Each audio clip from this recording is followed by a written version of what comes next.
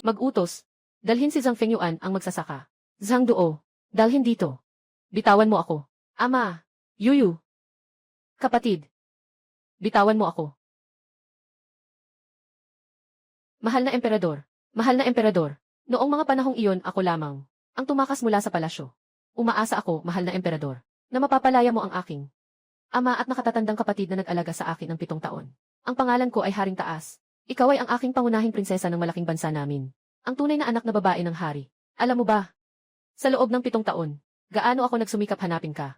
Napakahirap, alam mo ba? Ang mga suwail na mamamayan. Nangahas ka pang ipagawa sa aking prinsesa ng mga mabibigat na gawain sa malamig na taglamig, tulad ng paghahabi at pagputol ng kahoy. Talagang hindi ka mapapatawad kahit na mamatay ng maraming beses. Ying Xuanjin. Noong panahon mo, upang makuha ang aking ina, nagawa mo pang gawin ito sa araw ng kasal. Pinatay ang buong pamilya ng kanyang asawa. Pinilit siyang dalhin sa palasyo. Pinilit siyang dalhin sa palasyo. Pinilit siyang dalhin sa palasyo. At nagkaanak pa ako. Dahil dito, siya ay namatay sa loob ng palasyo. Napuno ng kalungkutan. Ipinagmamalaki ko na may dugo mo ako sa aking katawan. Naiinis ako. You're. Darating ang araw. Maiintindihan mo ang pag-aalala ng iyong ama. Gawin mo na. Sa utos ng langit. Sinasabi ng emperador, magsasaka si Zhang Fengyuan. Pagsasamantalahan ang prinsesa. Paglapastangan sa dangal.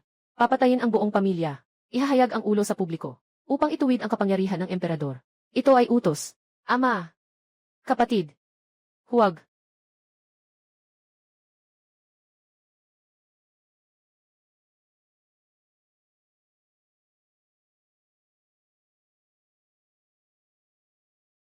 Tatay. Ying Xuanjin.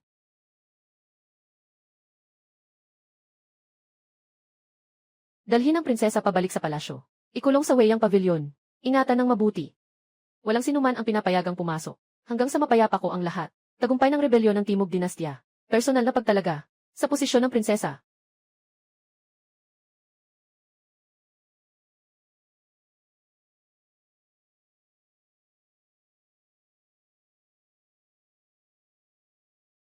Ang direksyong ito ay patungo sa Weiyang Pavilion. Hindi pa bumabalik ang His Royal Highness. Bakit nagsimula na tayong maghanda para sa seremonya ng pagtalaga ng prinsesa? Ito, para kanino ito paghahandaan? Sa ngayon, maliban kay prinsesa yan, sino pa ang makakatanggap ng ganitong karangalan? Noong araw, pinili ng hari mula sa mga mamamayan, mga dalaga mula sa masa, mula sa libu-libong babae. Tanging si prinsesa yan lang ang napili. Ito ay isang pag-ibig na napakabihirang. Mahal na hari, ito ang kauna-unahang babae na may parehong edad ng prinsesa sa loob ng 5 taon.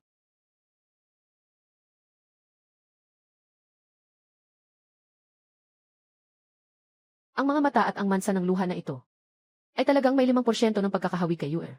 Baka ito ay mula sa langit. Ibigay mo siya sa akin upang maibsan ang aking pagkamis kay Yuer.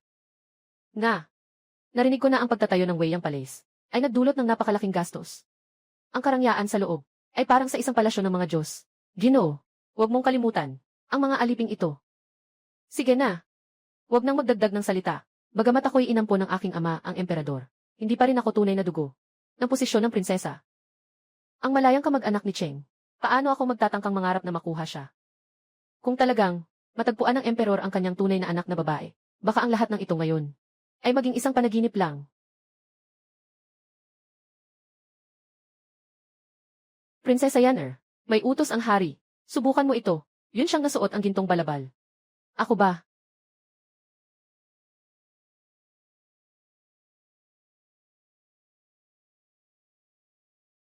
Prinsesa, ang ganda-ganda niya. Mukhang ang maharlikang kasuotan ng matandang prinsesa. Tanging ikaw lang ang bagay dito. Mukhang tunay nang ako ang paboritong prinsesa ni Haring. At siya ring nag-iisang prinsesa.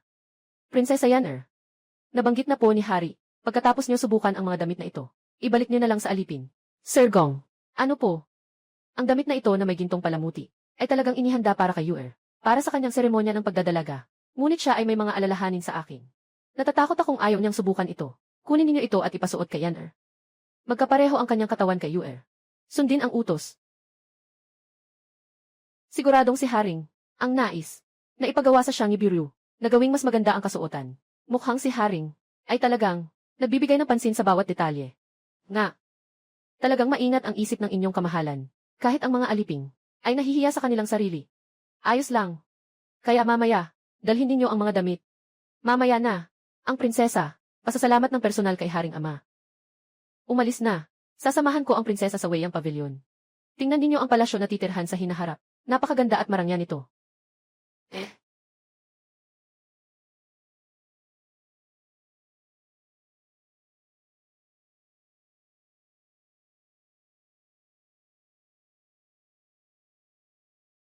Prinsesa.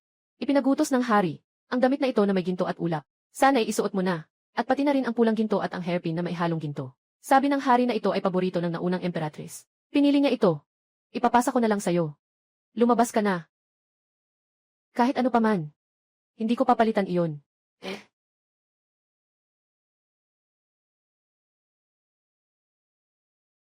Inay.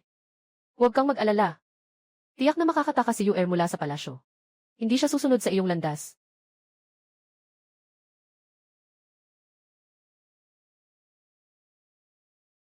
Kayo ay ang Weyang Pavilion. Maliban kay Prinsesa Yaner. Itong babae. Mukhang kamukha ni Prinsesa Yaner. Napakasimilar. Tingnan mo, kahit ang mole sa sulok ng mata, pareho pa rin. Hindi ba't nakasalalay sa? Medyo kamukha kita ng prinsesa. Nagtatago dito para magpanggap na tunay na prinsesa. Para makuha ang pagmamahal ng hari. Umalis ka na agad. Hintayin mong bumalik si Yin Xuanjin. Siguradong mamamatay kayo. Walang hiya. Anong kalokohang bagay ito? Kaya mo pang utusan ang prinsesa. Mukhang ayaw mo na. Sa buhay mong ito, sinasabi ko sa'yo, umalis ka na. Para malaman ni Yin Xuanjin na nandito kayo. Siguradong papatayin kayo niya. Biro lang. Hindi mo ba talaga naiisip na may pagkakapareho ka kay Prinsesa Yaner? Akala mo ba ikaw ay tunay na prinsesa? At may lakas ng loob ka pang gamitin ang emperador para takutin ang prinsesa. Nakakatawa. Alam mo ba? Ipinagkaloob ng hari. Princess Yaner, malapit nang maging ang pinakaginagalang na prinsesa sa buong dinastyang Dayin. Ang pinakamataas na prinsesa. Ikaw na medyo kahawig sa itsura at mansa ng luha. Kahit na maging Prinsesa Yaner, hindi karapat-dapat ang kapalit. Sinasabi ko sa iyo. Noong mga panahong iyon, ang ama ng hari ay pumili mula sa 10,000 mga batang babae na kahawig ko. At pinili ako upang dalhin sa palasyo. Sa mga taong ito, sinasalubong ako na parang yelo na natutunaw. Inaalala ko na baka mahulog. Sinasabi mo pa, gusto niyang patayin ako. Prinsesa, sa tingin ko, siya talaga yun. Alam niyang minamahal ka ng hari, kaya nag-aabang ng pagkakataon na magpaganda. Para magmukhang kahawig mo ng bahagya. Gusto lang makahanap ng pagkakataon para makuha ang atensyon. Ang peke ay peke. Ang mga ibon ay gusto pa na lumipad sa sanga at maging isang phoenix. Sinasabi ko sa inyo na mas mabuti pang magtanong kayo kay Yin Xuanjin kung sino talaga ako. Para hindi na namatay dahil sa impulsive na desisyon. Ano ka ba? Nangangahas ka pang magbanta sa prinsesa. Ginagaya mo ang aking itsura. At nagtatago dito sa Dinhenhi. Nagtatangkang lokohin ang hari. Ito ay isang napakalaking kasalanan. Ngayon ang prinsesa. Tamang-tama, tuturuan kita ng leksyon. Prinsesa, tingnan mo. Nandito pala ang damit na may gintong palamuti.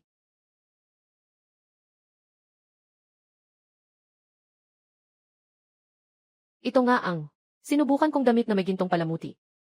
Ikaw, masamang alipin. Nangahas kang magnakaw ng damit na inihanda ng aking ama. Prinsesa na may maharlikang damit. Naiintindihan ng alipin. Siyang babaeng ito. Dahil sa kanyang anyo, may pagkakahawig sa inyo. Una, nagtago sa Weyang Pavilion.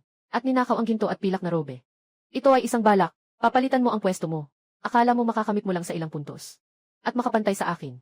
Babae na may katulad kong itsura. Para makuha ang pagmamahal ng amang hari. Sobrang minamaliit mo ang posisyon ko sa puso ng amang hari. Sa kanyang puso. Pero, talagang nakakainis ang nunal mo. Baka isang araw, hindi ko sinasadya. Mali ang makita ng ama. At akalain na ikaw ako. Tawagin ang tao. Hawakan siya. At tanggalin ang kanyang nunal. Tanggalin mo ang maskarang ito. Huwag kang lumapit. Bitawan mo ako. Ako ang anak na babaeng Yin Xuanjin. Ako ang prinsesa ng dakilang Yin. Ano?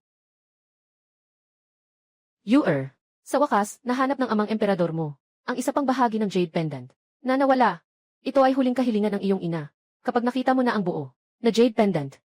Magtatangkang patawarin mo ba ako? Tawagin mo akong amang emperador. Bakit bigla akong nasasaktan? Ganito ang pakiramdam. Noong nawala si Yuer noon. Naramdaman ko rin ito. Hindi ba? May nangyari kay Yuer. Iutos mo sa aking hukbo. Agad na bumalik sa palasyo. Sabi niya siya ang anak ng kanyang kamahalan. Siya ay prinsesa. Tama. Ako si In Swanjin, ang tanging tunay na anak. Mahal na mahal, karapat-dapat ka bang magsabi na ikaw ay dugo ng pamilya ng hari? Prinsesa, ako'y nagsilbi sa palasyo ng 7 taon. Kaya't alam na alam ko ang tungkol sa harem. Huling prinsesa, mula pagkabata ay napadpad sa bayan. Matagal nang hinahanap ng hari ngunit walang balita. Hindi maaaring siya iyon. Si In Swanjin ay kinuha ka bilang kanyang inang anak. Ngunit ito ay dahil sa iyong kaunting pagkakahawig sa akin. Nais niyang makahanap ng kapalit upang maibsan ang kanyang pangulila sa akin. Alam mo ba kung bakit hindi kanya ginawang prinsesa? Dahil ang pwesto na ito ay para sa akin. Para sa aking sariling anak. Kapag bumalik si In Swanjin at malaman na kayo'y nangahas na mang-insulto sa akin, hindi ko kayo patatawarin. Huwag kang magbiro. Ang prinsesa ay nandito ngayon dahil sa mukha na ito. Nakamukha mo. Nagsalita na ako ng malinaw. Kung hindi kayo aalis, maghintay kayo na mawasak ang inyong mga buto. Chan Tao, siya Chan. Hawakan mo siya. Ngayon ang prinsesa ay personal na hugutin ang kanyang dunal. At aalisin ang nakakainis na balat na ito. Bitawan mo ako. Bitawan mo ako. Hindi mo ba gustong umasa sa mukha na ito? Maging prinsesa ba? Ngayon, ipaparamdam ko sa iyo ang pagsisisi. Ang mukha mong ito ay nasa iyo mismo. Pakawalan mo ako.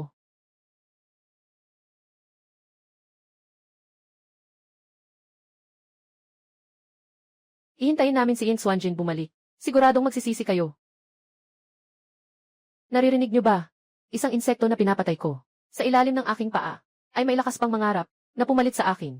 Noong mga panahong, natutunan kong magpana at mag-horseback riding, at aksidenteng nahulog sa kabayo. Sa sulok ng mata ko, isang maliit na sugat lang.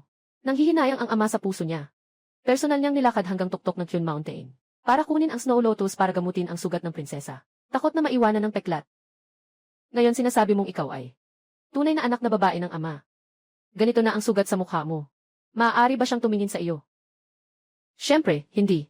Siya, sa pinakamababa ay ang iyong kapalit.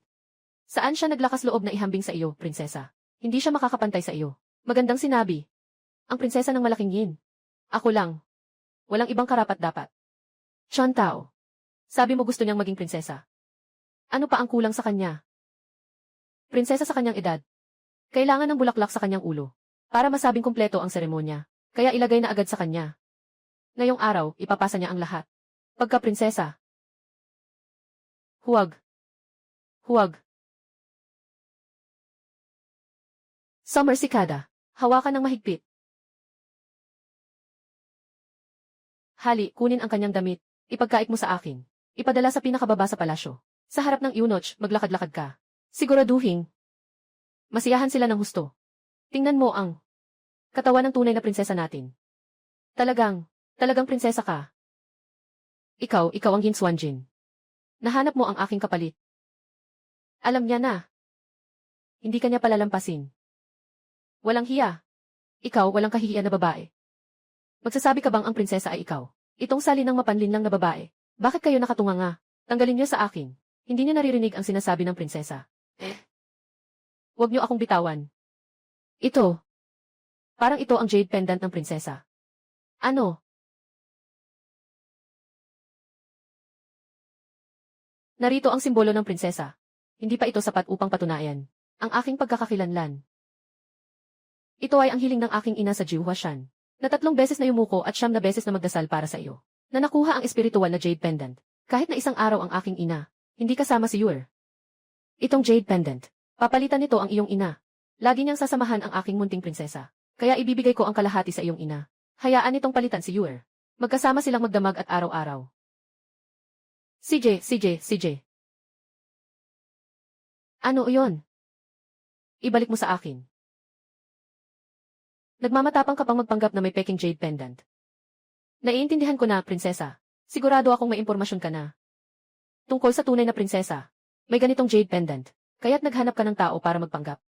Babae, talagang napabayaan ko ang aking sarili. Sa iyong kakayahan, bilang isang amang hari, pinakamamahal kong prinsesa. Ngayon ay hindi pwedeng.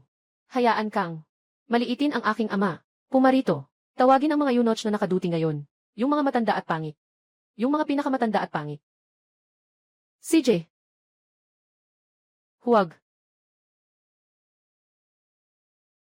Alam ko na. Matapos kayong maglinis ng sarili. Hindi na ako kumain ng karne. Ngayon, ibibigay ko sa inyo itong panggap na prinsesa. Kung sakaling masira ninyo ito o mamatay, ako mismo ang mag-ulat sa aking ama. Para sa inyo ang pagkilala. Huwag kang lumapit. Umalis ka. Kung may sinuman na muling mangahas na humawak sa akin, sasaktan ko siya. Pulang ginto at hairpin. Ito ang paboritong hairpin ng dating reyna. Hindi siya iniwan kahit isang sandali habang buhay pa siya. Talagang siya ang prinsesa. Ano?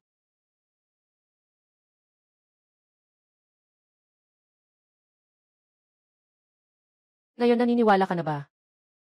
Impossible. Hindi pwedeng mangyari. Isang mamamayang walang halaga na parang damo lang ang buhay. Paano siya magiging mailahing royal? Ang ama ng emperador ay mayroon lamang akong isang anak na babae. Siya talaga ang prinsesa. Hindi natin akalain na ganito. Na mahamak ang prinsesa. Ako ang prinsesa. Sinubukan ko na ang magarbong damit ng prinsesa.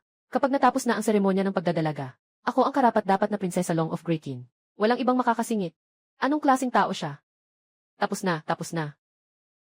Kung malaman ni Haring na ganito natin siya pinahiya, walang makakaligtas. Walang makakatagal. Anong gagawin natin? Prinsesa, prinsesa, baka magpatawad tayo kay Haring Bato. Tumahimik ka. Lahat kayong tumahimik. Pinapalambing ako ng ama ko ng 7 taon. Kahit na anak ka man. Ang paborito rin ni Haring Bato ay ako. Mga babae. Kinamkam nila ang aking maharlikang kimona. Gusto pa nilang agawin ang posisyon ko bilang prinsesa. Lahat ng ito ay para sa akin noon. Hindi ko talaga maaaring. Walang pagmamahal ng amang hari. Huwag nang balikan ang nakaraan. Yung mga araw na iyon. Para sa iyo. Basta't wala ng ebidensya. Hindi malalaman ng sinuman. Ang iyong pagkatao. Huwag.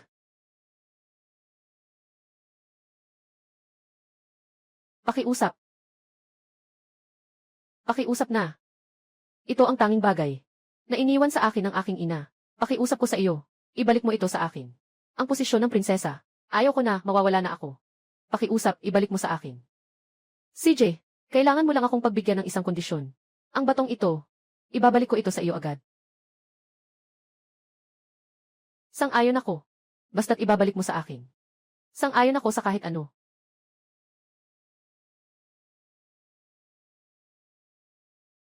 Gaano pa katagal bago makarating sa imperyo? Utos ng inyong kamahalan. May 15 milya pa. Mas pabilisin pa. Magmaneho.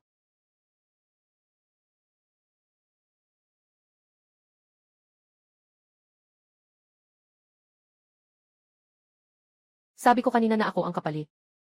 Hindi masaya ang prinsesa ko. Kung gusto mong ng jade pendant. Dito sa ibabaw nito, lumakad ka ng nakalakad ang paa. Bakit? Natakot ka na. Mukhang. Ayaw mo na. Ng bagay na ito. Hindi, ayaw ko. Aalis na ako. Aalis na ako.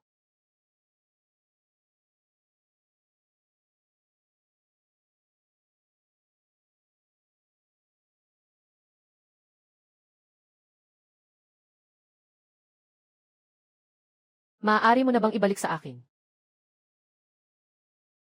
Sige, sabihin mo muna sa akin. Sino ang tunay na prinsesa? Sino ang kapalit? Ikaw ang prinsesa. Ako ang kapalit. Kung ikaw ang kapalit. Kaya ang ganitong jade pendant, hindi dapat sa iyo, di ba?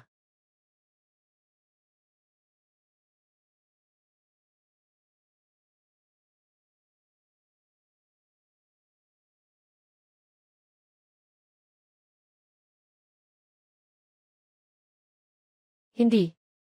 Inay, pasensya na. Hindi ko man lang naingatan ang huling bagay na mayroon ka. Naingatan ko pa nga. Ang alipin na ito ay nagbabalak lokohin ang hari. Nagnanais na umupo sa trono ng prinsesa. Lubhang kasalanan at kabuktutan. Isang tao, halika rito. Ihanda ang panggupit. Pagsasaksakin ang babaeng ito. Nais ng prinsesa na siya. Ay mamatay ng walang buong katawan.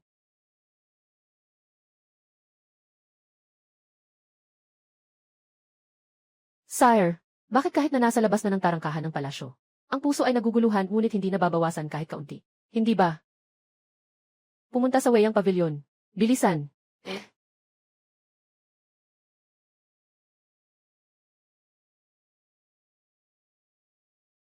Isang ligaw na babaeng mababa ang uri. Nagtatangkang linlangin ang hari. Naghahangad ng posisyon ng prinsesa. Ngayon, gagamitin ko ang kanyang dugo. Sabihin sa lahat sa palasyo na hindi basta sinuman ang pwedeng mangako ng royal na pagkatao. Hari, hari, kung malaman niya na sinaktan niyo ako, tiyak na hindi kayo makakaligtas. Kahit malapit na ang kamatayan, matigas pa rin ang dila. Kung malaman ng ama ng bayan ang iyong pagkatao, tiyak na ipapaalam na niya ito sa lahat. Basta't ikaw ay namatay. Ang pinakapaborito ng ama ng bayan ay ako pa rin. Ang posisyon ng prinsesa ay para lamang sa akin. Pagsasagawa ng parusa. Huwag. Sinira mo ang aking jade pendant. Nilapastangan mo ang aking katawan. Ying Xuanjin. Siguradong parurusahan ka niya kasama ang iyong angkan. Para hindi ka na makabangon kailanman. Nagsasalita ka pa ng walang hiya. Gusto ko lang na ipaalam sa kanila. Dahan-dahan mong bitawan ang lubid. Agad kang mahahati sa dalawa. Pagdating ng oras, babasagin ko ang iyong katawan. At itatapon sa labas ng palasyo. Para sa mga asong gubat, upang ang emperador ay hindi ka na kailanman matagpuan. Sabi mo, paano pa niya ako masisisi? Huwag. Huwag. Magpatupad ng parusa. Huwag. Kapag namatay ka na, wala nang makakapagbanta sa iyo. Nasa na ako bilang prinsesa? Lalong tumitindi ang pakiramdam ko ng kawalan ng kapanatagan. Liar. Maghintay ka sa akin. Like Sunjin. Malapit na akong mamatay. Darating ka bang iligtas ako? Tumigil ka na.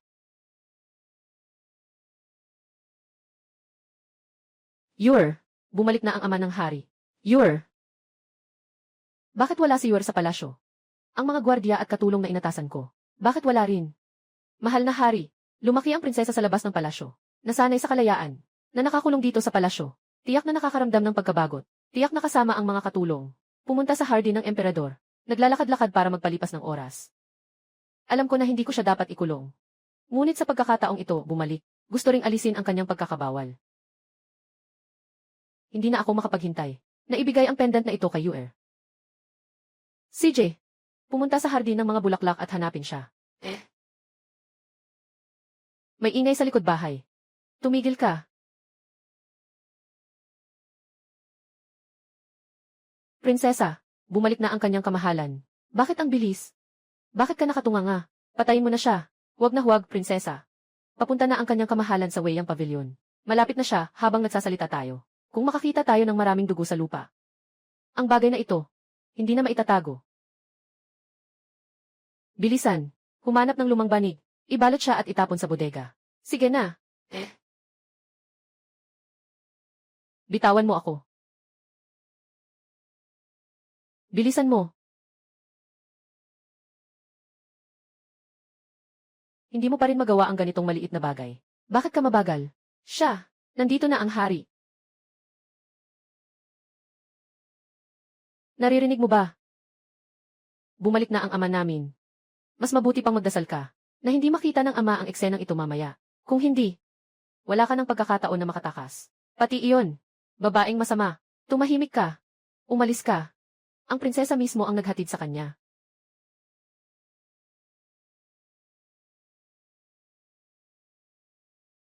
Amang Emperor, narito si Yor. Bakit ka nakatulala? Isara mo ang kanyang bibig. Amang Emperor, huwag sumigaw. Gusto bang tumakbo sa harap ng Amang Emperor? Nagsumbong ka, no? Nakikita kong gusto mo nang mamatay talaga. Ngayon, tutulungan kita ng prinsesa. Sasabihin ko sa'yo, sa mundong ito, walang makakakuha ng bagay mula sa prinsesa. Dangal, karapatan, pabor ng ama ng emperador, ay akin. Lahat ay akin. Mamatay ka na.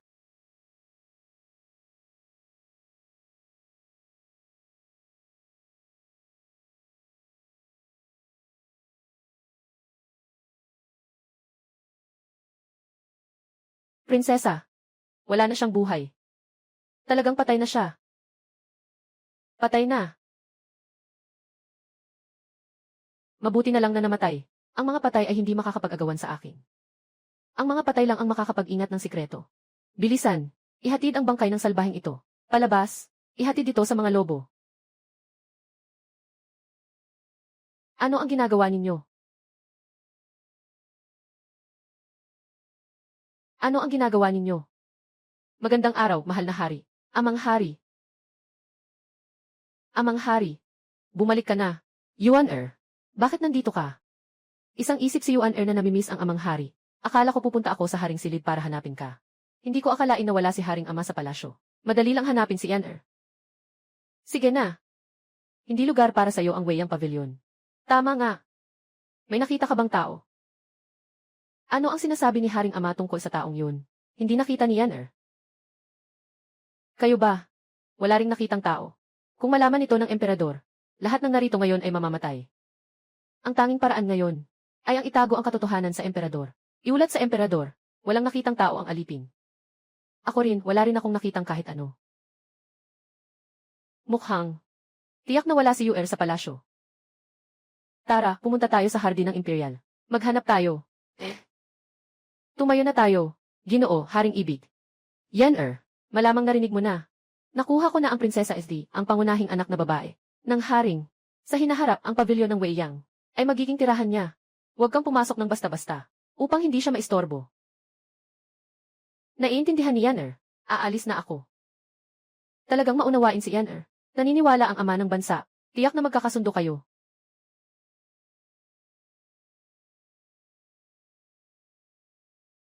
Sino itong tao? Ano ito?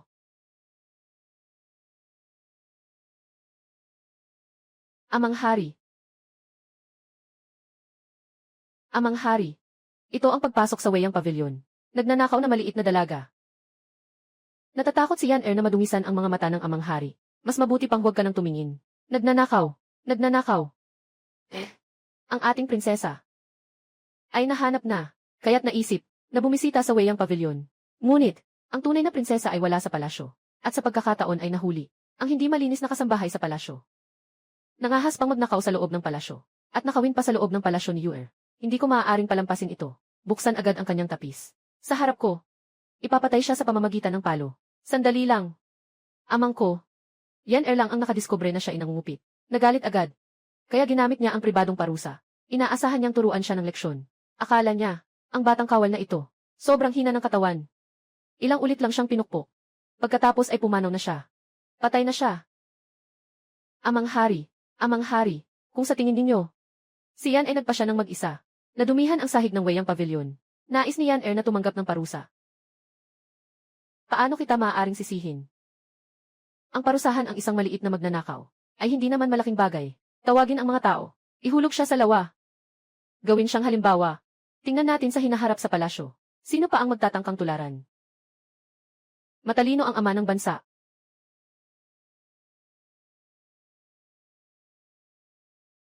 Sandali lang. Ito ang palamuti ni Yuer. Ama ng bansa. Ito ang maliit na magnanakaw na nagnakaw sa Weiyang Pavilion. Katatapos lang dumating ni Yuan-er, nataranta siya at nabasag ang jade pendant. Ito ay alaala ng naunang reyna. Si Yuer ay matagal ang suot ito. Hindi kailanman inalis. Paano ito maaaring manakaw? Yuan-er, ikaw ba ay mayroon bang itinatago sa akin? Ama, Yuan-er, hindi po ako mangangahas na lokohin kayo. Itong maliit na kawatan, siguradong matagal nang nakatutok sa jade pendant. Nais nitong samantalahin na natutulog si Jai-Jai. Para nakawin ito, dalhin ito palabas ng palasyo at ibenta. Kung hindi dumating si Yuan-er sa tamang oras, baka siya ay nagtakbo na dala ang mga bagay. Nga, mahal na hari, kung hindi dahil sa ating prinsesa, na dumating dito upang pigilan ang magnanakaw, baka siya ay naging adik sa pagnanakaw. At magiging banta sa prinsesa. Sinasabi nga, kapag nagmamalasakit, naguguluhan, ang ating prinsesa ay para sa inyong kapakanan, para sa kapakanan ng prinsesa.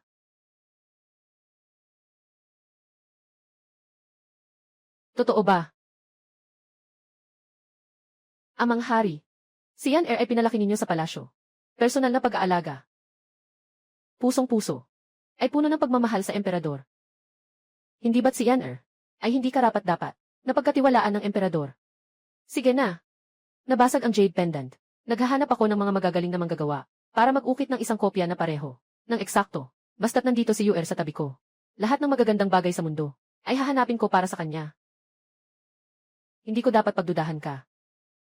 Ngunit lamang, sa nangyari kay Yuer, palagi akong sobra ang kabahan. basta naniniwala ang ama sa akin. Kaya ang kanina, na inabot ko sa maliit na salarin, ay hindi na mahalaga. Kailangan mong ipaglaban. Para sa amin, prinsesa, itong maliit na magnanakaw, ay umaasa na dahil sa pagkakahawig sa prinsesa, ay makakapagbanta sa ating prinsesa. Ano ang sinasabi mo? May pagkakahawig siya kay Yan-er. Amang hari. Kahit na sa mga mata at kilay, medyo magkapareho lang. Ang maliit na magnanakaw na ito ngayon, ay puno ng dugo at napakasakit tingnan. Amang Emperor, huwag po kayong tumingin. Umalis kayo.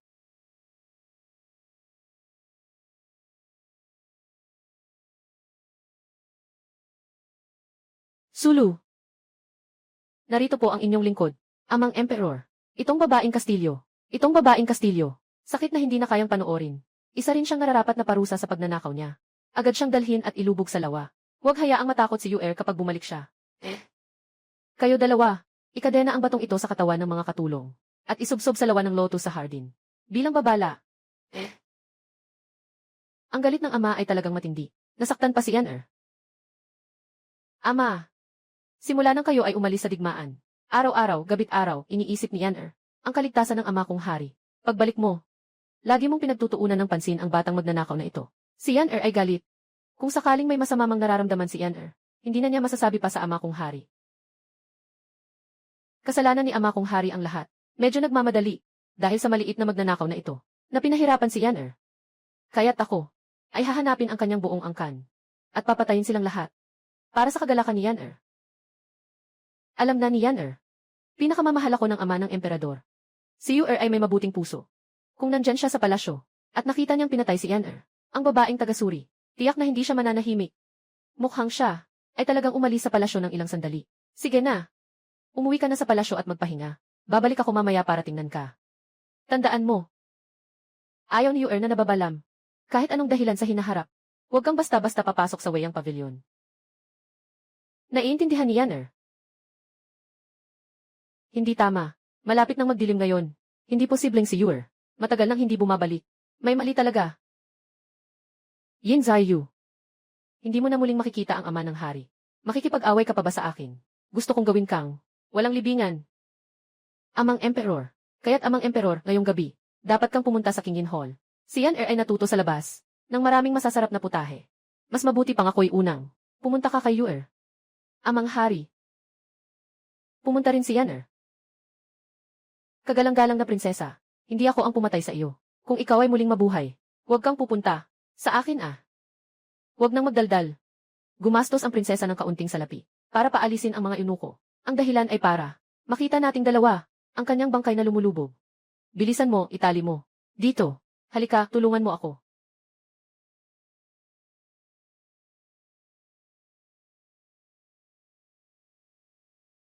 Tulungan. Tulungan niyo ako. Nagsimula nang magpanggap na patay. Nagpanggap na bangkay. Yuer. Yuer. Yuer. Yuer, nasaan ka na? Haring, huwag mag-alala. Ang mga sundalong ipinadala mo ay nagsusuri sa buong harem. Malapit na siguro. Magkakaroon tayo ng balita. Ama. Si Yuer siguro ay sanay na sa kalayaan. Pakiramdam na ang buhay sa palasyo ay masyadong nakakabahala. Nagtakbuhan palabas ng palasyo para mag-enjoy. Nga. Hindi kailanman posible. Nangako siya sa akin. Nahihintayin akong bumalik. Tulong. Tulong. Boses ni Yuer ayon. Yan-er. Narinig mo ba? Anong tunog? Wala, ama. Siguradong nagmamadali ka lang. Nahanap na si Yuer na kapatid. Nakamali sa pagdinig sa tunog ng ibon. Naisip na. Boses ni Yuer na kapatid. Ay. Magpatuloy sa paghahanap, Amang Emperor. Gusto niya na maghanap doon. Sige na. Tuloy na.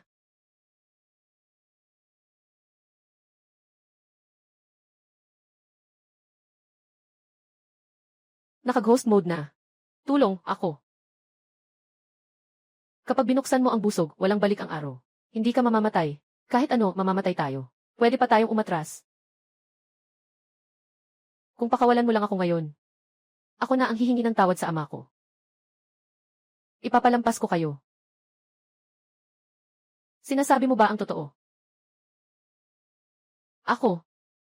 Sa dangal ng prinsesa ng dain. Nangako ako. Nangako. Mahalaga. Ayos. Mahabang prinsesa. Naniniwala ako sa iyo. Ang pangalan ko ay Chuntao.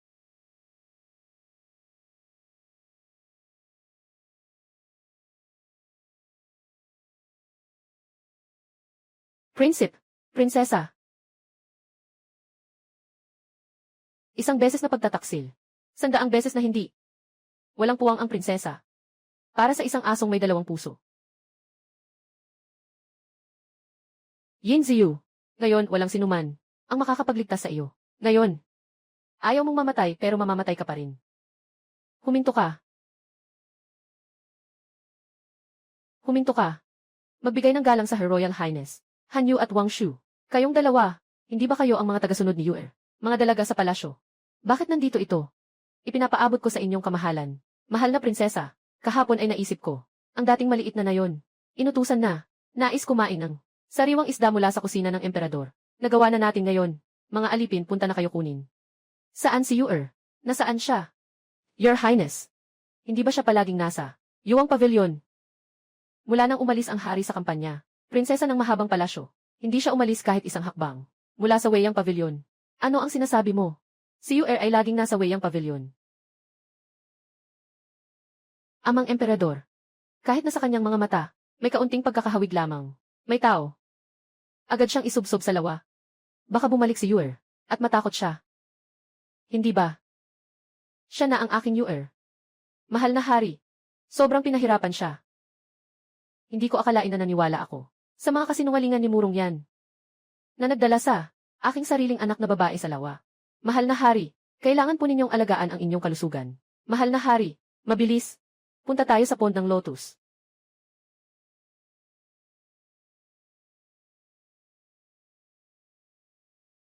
Yuer. Tumigil ka.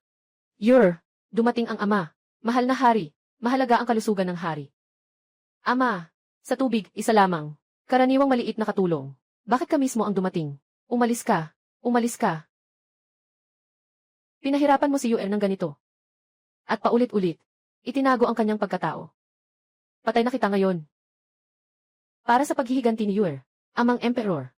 Walang ginawa si Yaner. Talagang wala si Yaner. Hindi niya pinahirapan ang nakatatandang si Yuer. Yung nasa tubig, totoo. Isa lang siyang maliit na katulong. Amang emperador, dapat kang maniwala kay Yaner.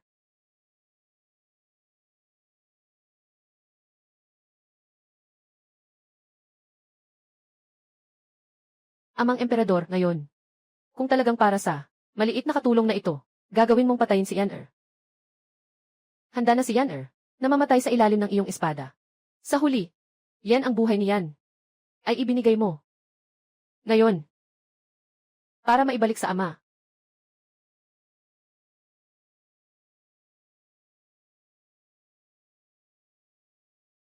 Ginoo. Ginoo. Murong yan.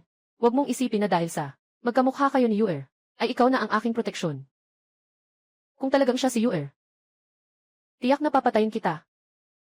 Tawagin ang mga tao, paalisin ang taong ito, at ipalutang siya sa akin. Bilisan mo.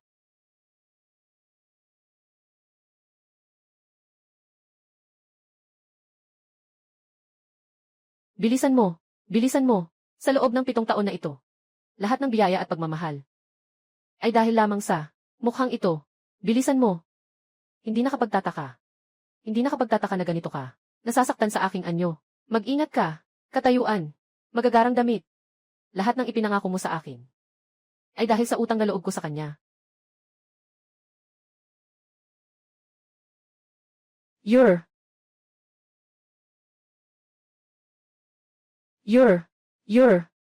Dumating ang hari. Ipatawag ang tsayi. Ipatawag ang tsayi. Ipatawag ang lahat ng mga tsayi. Maghintay sa Weiyang Pavilion. Kung hindi may babalik si Yuer, gusto kong lahat kayo ay makasama sa libingan.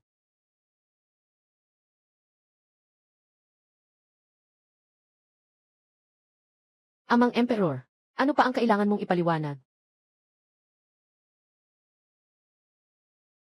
Amang Emperor.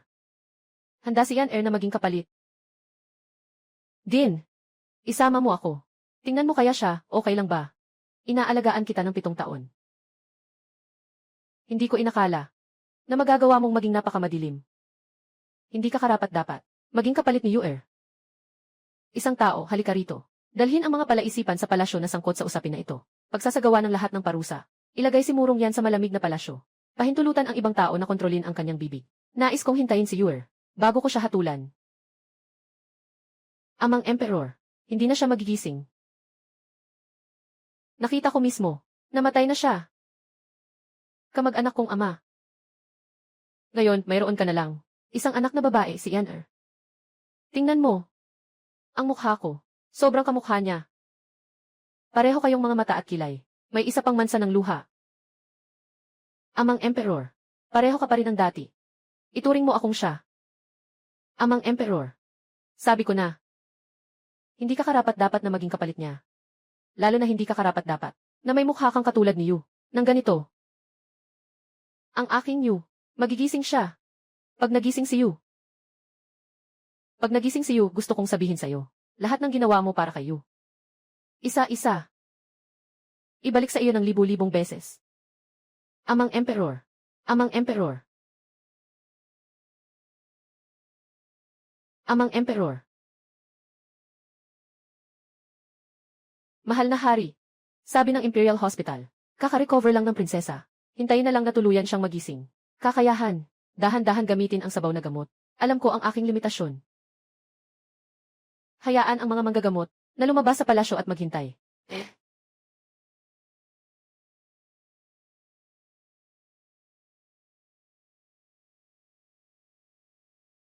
May puti na kayong buhok.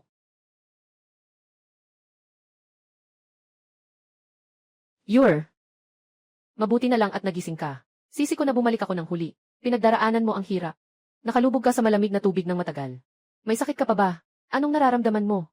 Wala akong sakit.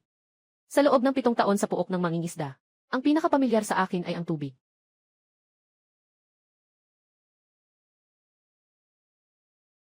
Tingnan mo. Hindi ba ang aking jade pendant ay? Noong nakaraan, nasira ng Murong Yan, ang jade pendant ko. Pinagawa ko na, sa isang mahusay na manggagawa upang ayusin ito. Kalahating ito, ay iyong iniiwanan, noong ikaw ay bata pa. Matagal ko nang hinahanap. At sa wakas ay natagpuan. Ito sa hangganan ng timog na dinastya. Alam ko, na minsang dahil sa akin, makasar, matigas ang ulo at mayabang. At pinatay ang lahat ng iyong mga kamag-anak sa bayan.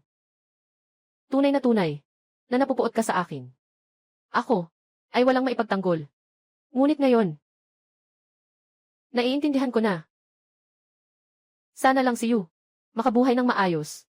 Ang mahalaga ay makabuhay. Wala nang silbi ang pagsasabi nito. Aking ina. At ang mga kamag-anak sa Kingshi Fish Village, mga mahal sa buhay. Hindi na sila makakabalik. Mag-alala ka. Inutusan ko na ang tao. Ililibing ka ng marangal sa mga kamag-anak sa bayan, sa paraan ng isang prinsipe. Tungkol naman sa iyong ina. Nagkamali ako ng malaki. Hindi ko hinihingi ang iyong kapatawaran. Naghahangad lamang na si Yuer ay manatili sa aking tabi. Yung kalahating piraso ng jade ay nagbigay sa iyo ng kapayapaan sa loob ng 7 taon. Ngayon, ang kabilang kalahati ay nahanap na. Panginoon, binigyan kanya ng titulo na longle. Hindi na kita papayagang makaranas pa ng kahit anong sama ng loob. Sa hinaharap, inaalagaan ni Ama si Yu ng isang buhay na ligtas at mapayapa. Tungkol naman kay Murong Yan, naisip ko na siya na ipinadala sa malamig na palasyo. Araw-araw pinapalo. Naghihintay lang na magising si Yuer. Pagkatapos, siya mismo ang magpaparusa para mailabas ang galit ko sa'yo. Kanyang haring, si Murong Yan. Siya ang naging kapalit sa loob ng 7 taon. Ngayon, umakyat sa taas at bumagsak ng mabigat. Nakarating sa ganitong kalagayan. Sapat na rin iyon. Sapat. Nagkaroon siya ng lakas ng loob na saktan ang iyong mukha, gamit ang pinainit na uling upang sunugin ka. Itinulak ka sa lawa. Nasira pa ang mga alaala ng iyong ina. Bawat isa sa mga ito ay hindi sapat kahit na mamatay ng 100 beses. Ako, natatakot lang ako na masyado siyang namatay ng madali. Sige na. Kung paano haharapin si Murong Yan, ay nakasalalay sa desisyon ng aking ama. Mabuti. Sulu. Kagalang-galang na hari, ipasa ang aking utos. Ilagay si Murong yan sa tubig na bilangguan. Lahat ng 72 uri ng parusa. Gamitin ng isang beses. Ibitin ang kanyang buhay. Huwag siyang hayaang mamatay ng madali. Mahal na hari, ito ba ay labis na mahigpit? Kung kumalat ang balitang ito, tiyak na. Ano? Gusto mo bang ipagtanggol siya? Hindi ko kayang gawin iyon. Tao po, ipapadala ko na ang utos. Mahal na hari, may malaking problema. Bakit nag-aalala? Mga tagapangalaga sa malamig na palasyo. Lahat sila na istorbo gamit ang lason. Si Murong yan. Nawawala na. Paano pwedeng mangyari iyon? Ito ay sa kwarto ni Murong yan. Ang sulat na nahanap. Bukod dito, wala nang ibang bakas. Halika. Ito ay mapa ng malamig na palasyo. Huyuan. Timog na dinastiya. Hindi ba't may pwersa ng kaaway na tumutulong sa kanya? Ipasa ang utos. Isara ang 4 na pintuan ng kabisera. Isagawa ang pambansang paghahanap kay Murong yan. Ako. Buhay ay dapat makita. Patay ay dapat makita. Susunod ako sa utos. Mukhang, sa nakaraang kalahating buwan, maganda ang naging paggaling ni Yuer. Hindi lamang gumaling ang sugat. Kahit ang itinuro ko sa iyo noong bata ka, ay nakuha mo na rin. Ang mga kasanayan sa kabataan, ay tiyak na nakaukit sa isip. Yuer, tingnan mo kung sino ang bumalik.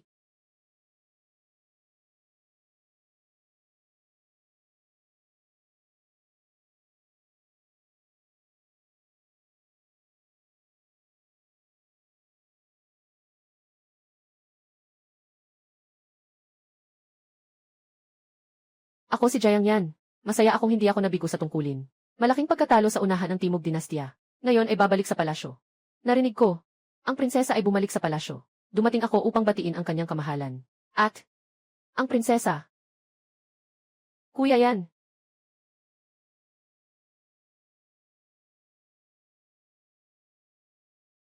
Prinsesa, mag-ingat ka.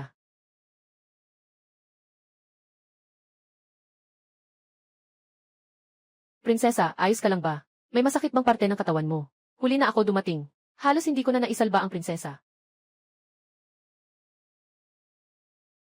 May damo sa ulo mo. Parang sa mga tao sa bayan. Babaeng nagbebenta ng sarili para sa ama.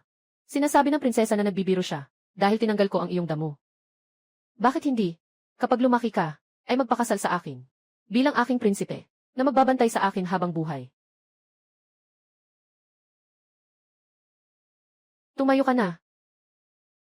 Jiang Yan ay nakamit ang tagumpay sa laban. Nais kong gantimpalaan ka. Mas mabuti siguro, kayo ni Yu ay magkaibigan mula pagkabata. Magkakasundo ang ugali. Ako, magbibigay ako sa inyo ng kasal. Ako po, handa akong gawin ito. Amang hari, hindi pwede. Bakit hindi? May iba na sa puso ko. Nangyari na ito. Kahit noong nasa nayon kami, na kami magkasama sa hirap at ginhawa. Gu Weisheng. Bagaman siya ay isang mahirap na iskolar. Pero napakabuti niya sa akin. Nagkasundo kami na magpakasal. Kapag siya ay nakapasa sa pagsusulit. At magiging mag-asawa kami. Ako. Alam kong hindi ako karapat-dapat sa prinsesa. Basta't makasama sa prinsesa. Hindi na kailangan. Masaya na ako. Dahil si Gongsheng ay may mahal na sa buhay na. Pakiusap, mahal na hari. Tuparin ang nais ng prinsesa. Naiintindihan ko na. Dalhin mo muna si Yu sa pagsasanay ng pagbaril at pagsakay. Tungkol dito, isa sa alang-alang ko.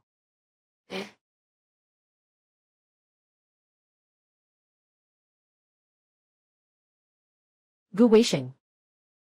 Yung mag-aaral sa maliit na nayon ng pangingisda. Dahil gusto ni Yu. Huwag siyang maapi. Sulu, narito. Suriin mo ang mga pagsusuri sa taon na ito, kung ang taong ito ay nasa listahan. Ito. Sabihin mo ng direkta. Sire, si Gu Weisheng sa pagkakataong ito, ay nakakuha lamang ng huli sa listahan. Ayon sa batas, hindi siya maaaring bigyan ng posisyon. May tuturing na nawala ng pagkakataon. Mga ginoo sa pagsusulit. Nagsasalita sa likod. Sinasabi na ang tao na ito ay magara ang mga salita. Kakayahan.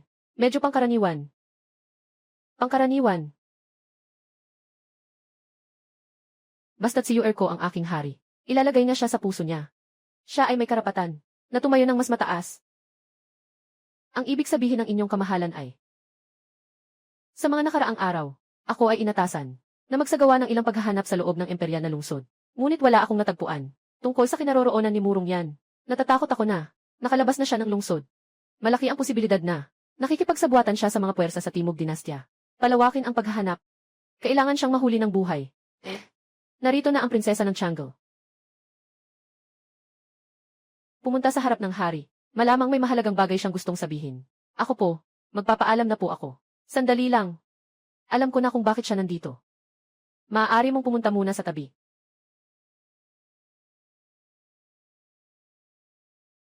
Liar. Gabi na nito. Hindi ka ba natatakot sa lamig? Amang. Si Gu Weisheng ay nakapasa sa pagsusulit na pang-eksamin.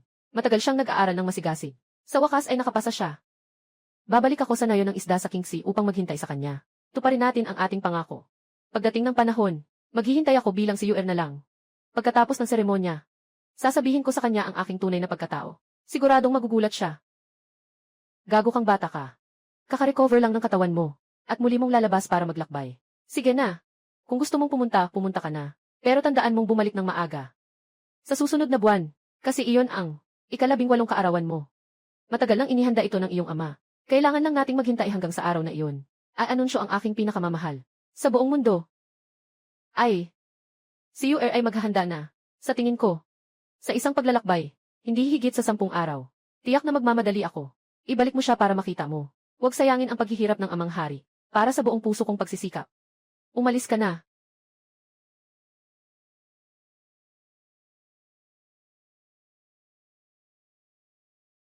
Hanapin si Murong yan.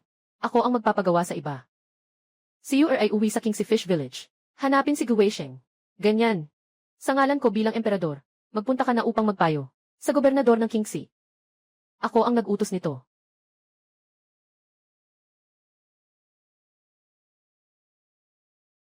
Alam ko na ang nararamdaman mo para kay Yuer. Alam mo ito.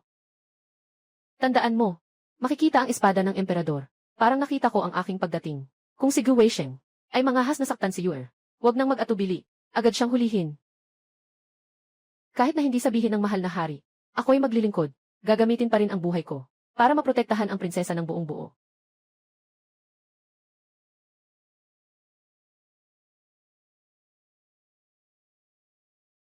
Matagal na ang nakalipas.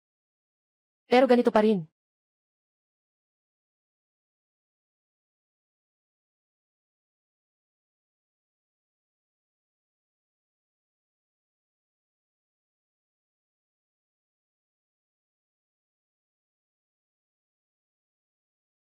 Ayu, huwag ka nang umulan. Ihahatid kita pa uwi. Hintayin mo na lang ako matapos ang high school ko. Sasakay ako ng malaking karwahe para pakasalan ka. Hindi na kita papayagang mabasa ng ulan o matuyot ng hangin. Nagtitinda ng tofu. Tingnan mo.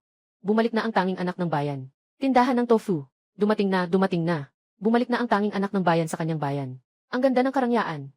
Sa ating Kingxi County, ito ang unang pagkakataon na may nagwagi ng top scholar. Narinig ko na ang gobernador. Nagpadala ng tao para salubungin siya. Tara na.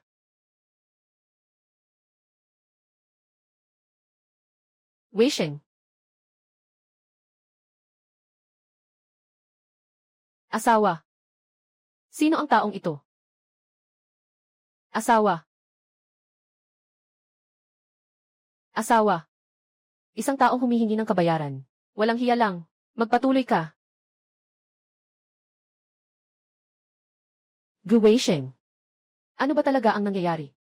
Hindi mo ba ako pinangakuan na pagkatapos ng mataas na paaralan, ay pakakasalan mo ako? Nakalimutan mo ba?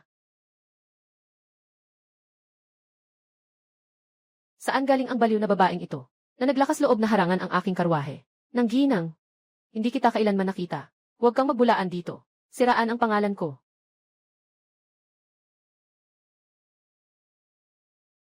May tao. Ipakita mo ito, yung makialam sa usapan. Dalhin mo siya palabas. Bigyan ng 25. Ipapakita niya sa kanya ang kapalaran ng taong ito na nakabangga sa akin. Gu Weisheng. Gu Weisheng. Ikaw na taksil. Nakalimutan mo ba kung sino ang naglaan ng pondo para sa iyo, habang ikaw ay nag-aaral ng mabuti? Kung sino ang nagbigay sa iyo, noong may lagnat ka? Nandoon ako sa tabi ng iyong kama buong gabi. Nagpakulo ako ng gamot para sa iyo.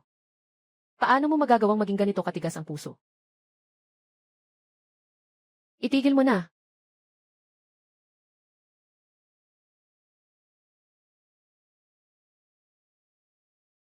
Nagsikap ako ng husto para makuha ang anak na babae ng gobernador at malapit na sanang umangat sa buhay. Hindi dapat mapigilan ng murang babae na nagtitinda ng toyo ang aking magandang kinabukasan. Ginoo.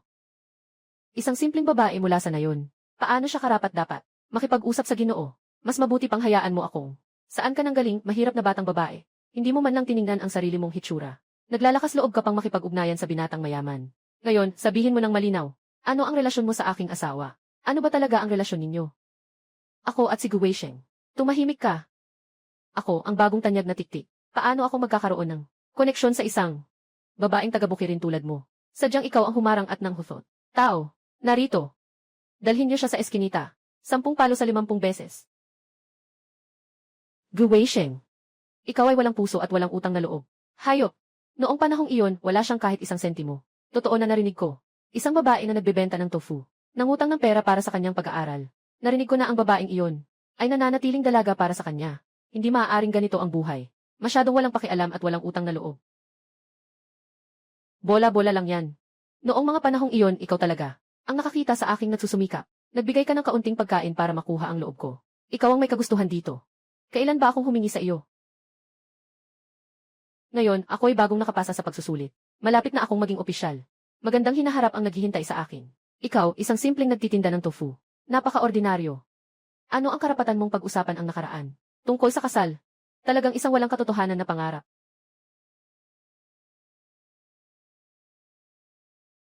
Mahirap na dalaga. Dapat nang maglaho ang iyong pangarap. Siguro ngayon ay aking asawa. Hindi ka karapat-dapat dito. Mababang uri na alipin. Isang bagay na hindi marunong tumanaw ng utang na loob. Ikaw lang ang nagmamalaki sa sarili mo. Nasa kamay mo na ito. Walang gustong kumuha. Guweisheng. Basta't ako'y nabubuhay sa mundong ito. At may hininga pa. Ikaw, mapagkunwari. Na may pangit na mukha. Gusto kong malaman ng lahat. Ikaw. Mahal, kalma ka. Maraming tao ang nanonood ngayon. Ang iyong pakikipag-ugnayan sa kanya. Talagang nakakasira sa iyong reputasyon. Ang babaeng ito. Huwag nang tingnan pa. Lahat pakiramdam nila ay malas. Ipasa na lang sa mga katulong. Mabilis na tayong umuwi sa bahay. Naghihintay pa ang noble person. Sasabihin ko sa'yo. Sa susunod na, magpakita ka sa harap ko. Sasabihin ko sa tatay ko. Ikulong mo ang buong pamilya mo. Dali, dalhin niyo na. Huwag ninyong madumhan ang lupa ng Kingsi. Bitawan mo ako. Guweisheng. Bitawan mo ako. Bitawan mo ako. Guweisheng. Alam niya ang lahat ng kabuktutan ko noon. Kung ikakalat iyon, ako na bagong nakapasok sa top 10. Hindi ba't mapapahiya ako sa buong mundo? Sa likod ng likod ko. Hindi pwede. Kailangang makita siyang mamatay bago ako makapagpahinga. Asawa. May magandang balita akong sasabihin sa iyo. May bisita mula sa palasyo ngayon. Pumunta sa bahay ng tatay ko. Sa tingin ko, tatay ko ay magkakaroon ng promosyon at kayamanan. Siguradong mangyayari na ito. Binabati kita, Ginang. Ang ginoong gobernador ay matalino at makapangyarihan. Dapat matagal na akong naitaas. May mas maganda pa. 1 buwan na lang. Ito ang kaarawan ng prinsesa. Naghanda pa ako ng 1,000 taong mainit na jade na hairpin. Bilang regalo. Kapag naipasa ang regalong ito, matutuloy na makipag-ugnayan ang Shen family sa royal family. Sa oras na iyon, tumaas ang posisyon at yumaman ka. Makakakuha ka rin ng magandang kinabukasan. Makikinabang ka rin. Talaga ba? Napakamahal na regalong ito. Siguradong hindi bibitiwan ng prinsesa ang gantimpala. Ginoo, pwede bang pakita mo sa akin, asawa? Nasaan ang aking mainit na jade hairpin? Bakit nawala na? Nakalimutan mo bang kunin? Paano mangyayari? Napakahalaga niyan. Karaniwan kong dinadala ito nang nakatago sa akin. Naintindihan ko na. Siguradong kinuha iyon ng mapanlinlang na babae kanina. Sinasadya siyang lumapit sa iyo kanina. Siguradong doon niya ito kinuha. Tama. Siguradong siya ang kumuha nito. Gulang. Napakahalaga ng regalong ito. Huwag na huwag itong mawala. Mabilis, sumunod ka sa akin. Bumalik tayo at singilin siya. Yin Ziyu, sa pagkakataong ito, tiyak na ilalagay kita sa panganib. Ibigay mo na ang aking mainit na jade hairpin. Kung hindi, aalisin ko ang iyong balat. Ayos ang iyong mga kamay at paa. Mga maruming bagay. Ibigay mo na ang aking mainit na jade hairpin. Kung hindi, aalisin ko ang iyong balat. Hindi pa kita nahawakan. Saan ka nakakuha ng ideya ng pagnanakaw? Ikaw lang ang lumapit at nanggulo. Sino pa ang makakalapit? May tao. Hanapin mo ang katawan niya. Tingnan natin kung paano siya magpapaliwanag. Sa gitna ng araw, pinilit siyang A-search. Sa Kingsley County na ito, may batas at katarungan pa ba dito? Kung aakuhin mong ako ay ganito, ninakaw mo ang mga bagay ko, may lakas ka bang loob? Sumama ka sa akin sa hukuman. Hayaan mong hatulan ng mga magulang ng bayan. Mukhang hindi mo pa alam ang pagkatao ng prinsesang ito. Ikaw ang kusang humiling na dalhin ito sa hukuman. Kaya't sasabihin ko sa iyo. Ang katarungan ng Kingsley. Nasa kamay ng sino? Kahapon, may balita mula sa palasyo. Na ang general ay darating. Ako'y nagkulang sa pagtanggap. Umaasa akong patawarin mo ako, general. Walang kailangan gawin si Gobernador Shen. Ang emperador ay espesyal na nagpadala ng general dito. Tiyak na itataas ka. Ngayon ang manugang ay isang top scholar. Ang pamilya Shen natin ay yayaman na. Tama nga. Kapag ako ay napromote sa gobyerno, lahat tayo ay makikinabang. Talaga. Ako ay ipinadala sa utos ng kanyang kamahalan upang dumating para sa kanyang prinsesa, ang prinsesa Changle, at alisin ang mga hadlang. Kasabay ng pagsisiyasat sa mga kaugalian at pamamahala sa Kingsley. Hindi ko alam, prinsesa, na kayo ay dumating sa aming Kingsley. Talagang hindi ako handa. Natatakot at nag-aalala ako. Ang mga tao sa Kingsley ay simple at tapat. Ang mga mamamayan ay masaya at masigla. Walang anomalya. Hindi namin hahayaang mapalungkot ang prinsesa. At huwag mag-alala ang general. Kung hindi ako nagkakamali, general. Ngayon, hindi ito araw ng pahinga sa opisina. Kingsley, talaga bang ganito kalmado? Kahit ang gobernador, hindi na kailangang mag-duty. General, nagbibiro ka. Ngayon, ako'y tumatanda na. Sa ngayon, hayaan mong si Gu Weisheng. Ang bagong tiktik ang humawak sa mga gawain ng opisina. Siya'y bata at may kakayahan. Makatotohanan ang kanyang mga gawain. Ako'y lubos na sumasang-ayon. Bagong tanyag na manggagawa. Nangangalaga ng mga usapin. Ako'y nagnanais makilala ang batang henyo na ito. Ipasa siya upang makipagkita. Ulat. Ipinapaabot sa inyo, Ginoo. General, Ginoong Gu. Nasa harap ng opisina, na nag-aasikaso ng isang kaso ng pagnanakaw. Sinasabing, nawala ang mga mahalagang bagay ng anak ng gobernador. Ano?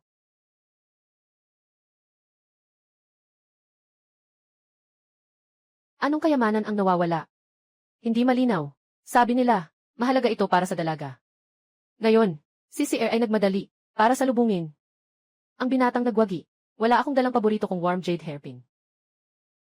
Mukhang hindi naman ito gaanong mahalaga. Hayaan na lang silang ayusin ito. Basta't hindi lang ito ang itinatapon. Basta't hindi ito. Ayos na. General, pasensya na at napatawa ko kayo. Ngayon sa ibabaw ng malinaw na ilog, may maliit na magnanakaw. Nagnakaw ng mga mahahalagang gamit ng batang babae. Ang batang tagapag-imbestiga, sa kasalukuyan ay nagsusuri ng kaso. Maaaring kailanganin ang iyong tulong, Ginoo. Maghintay muna kayo ng kaunti. Kaso ng nakawan. Ang swerte naman ito. Kung ganito nga, ako na sana, dito na lang maghihintay. Tingnan natin, paano niya haharapin ang kaso.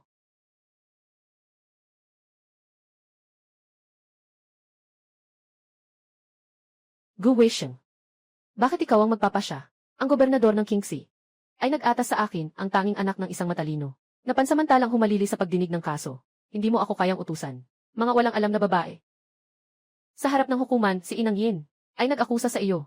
Ninakaw mo ang kanyang jade pendant. Ipinagkakaloob para sa prinsesa. 1,000 taon na mainit na jade na buhok na suklay. May kasalanan ka ba? Hindi ko pa nga nakita kung ano ang itsura ng suklay niya. Kaya ano ang kasalanan ko? May kasalanan ba ako? Nawala ang isang bagay niya. Kaya siya ay nagwala at kumagat ng walang pakundangan. Ito ba ang asal ng lahat? Bola-bola. Kahapon nang sumugod ka sa akin. Sinadyang lumapit sa akin.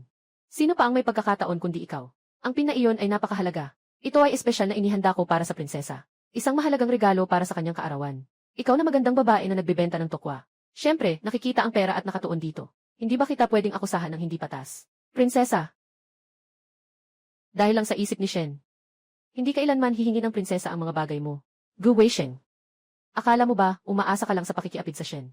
Ay makakaangat. Sinasabi ko sa iyo. Ang magandang buhay ng pamilya Shen. Malapit nang matapos. Walang hiya.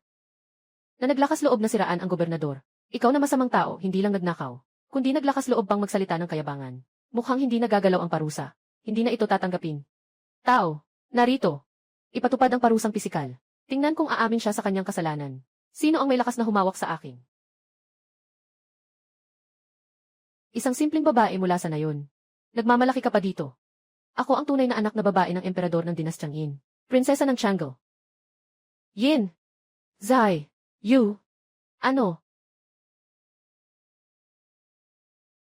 Yin. Zai. Yu.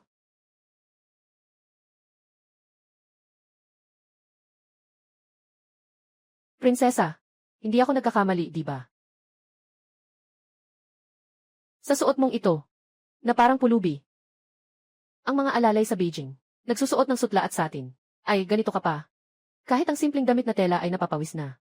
At nagsusumamo pang gamitin ang salitang prinsesa. Huwag mong akalaing madaling lokohin ang prinsesa ko. Matagal ko nang naririnig na si Prinsesa Longle ay paborito ng hari sa puso niya. May mansa kang pulang lupa sa sulok ng mata. Tingnan mo nga sarili mo. May ganitong malaking peklat sa mukha mo. At may lakas ng loob na magpanggap na prinsesa. Talagang walang pakundangan sa buhay. Ginoo, bakit ka nakatungo pa dyan? Itong mandaraya na ito. Kinuha niya ang aking mainit na jade hairpin. At nagmamalaki pang magpanggap na prinsesa. Gumugulo sa korte. Kung hindi pa siya mapaparusahan, lalabas ito, na ang mga mamamayan, ay magiging katatawanan, na walang kakayahan ang mga namumuno. Mga salitang nakakalito sa masa. Napakalakas ng loob. Ito ang tanging nagwagi. Nakakita ka na nahuli sa pagnanakaw. Umaasa na makakaligtas sa pamamagitan ng hari. Kaliwat kanan. Nandyan. Sige, pisilin mo ng mabuti ang kanyang daliri. Gusto kong makita. Kung matigas pa rin ang kanyang dila, o masyadong matigas ang aking mga kagamitan sa pagpaparusa. Kailan ka aamin? Kailan titigil ang pagpaparusa? Kailan ka aamin? Kailan titigil ang pagpaparusa? Ginoong Gyu. Ito. Bago ito. Matagal na kitang narinig. Mahal na hari. Dumaan po kayo sa Kingshi. Naghahanap ng kanyang anak na babae.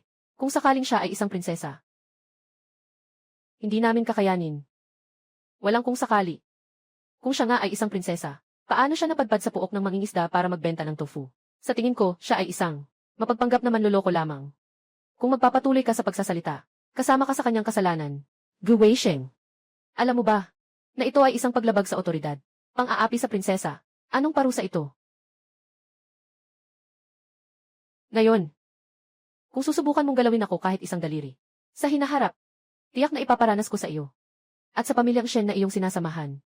Ang parusang makakaapekto sa siyam na henerasyon. Asawa, huwag kang magpaloko sa kanya, kung talagang may kakampi siya. Matagal na sana niyang ipinakita iyon. Kapag nahuli na siya, siguradong siya ay magmamakaawa, at hindi na muling magpapanggap na prinsesa.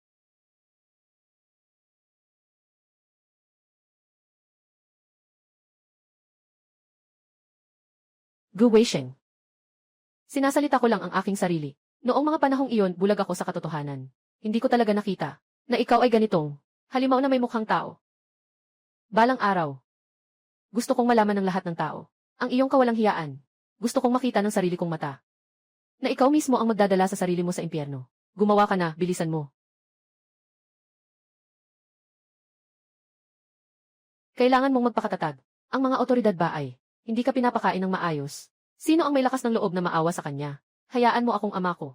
Ikulong mo siya sa kulungan.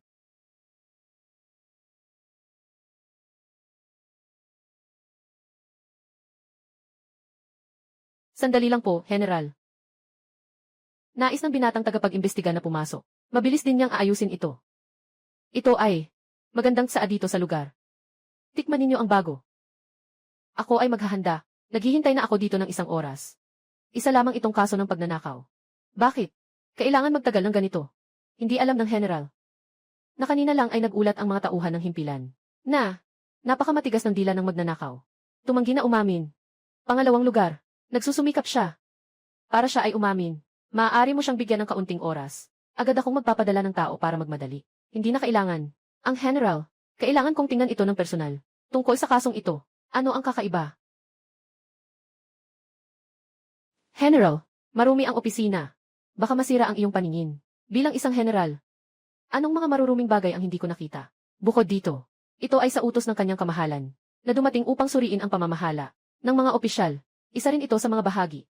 Ginoong Shen, manguna ka sa harap. Ito.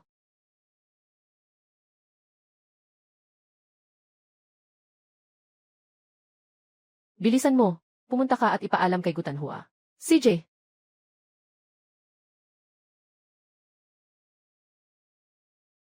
Gu Weisheng. Pinilit mo ang iyong sarili na umamin. Hindi ka karapat-dapat na maging opisyal ng korte. Sadyang ikaw ang nagnakaw sa simula. Nagkunwari kang prinsesa sa huli. Huwag ka nang magpalusot. Agad na umamin ka. Ginoo, huwag ka nang makipag-usap sa kanya. Matigas ang ulo ng babaeng ito. Ang pagpisil sa mga daliri ay tiyak na walang silbi. Dapat bigyan siya ng kaunti. Subukan mo ang galing. Tingnan mo, matigas pa rin ang dila niya. Maging matalino ka, kaya't pirmahan mo na agad. Ibigay mo ang ninakaw na hairpin. Kung hindi, may mga kahihinatnan ka. Ano ang gusto niyong makuha? Gusto mo pang magbuwis ng buhay? Hindi ako kailanman susuko. Gu Weisheng. Umaangat ka sa tulong ng babae. Balang araw, mamamatay ka ng masama. Nabaligtad. Kaliwat kanan. Paluin mo ako ng 50 beses. Hanggang sa mapirmahan niya at maipakita ang kanyang palatandaan.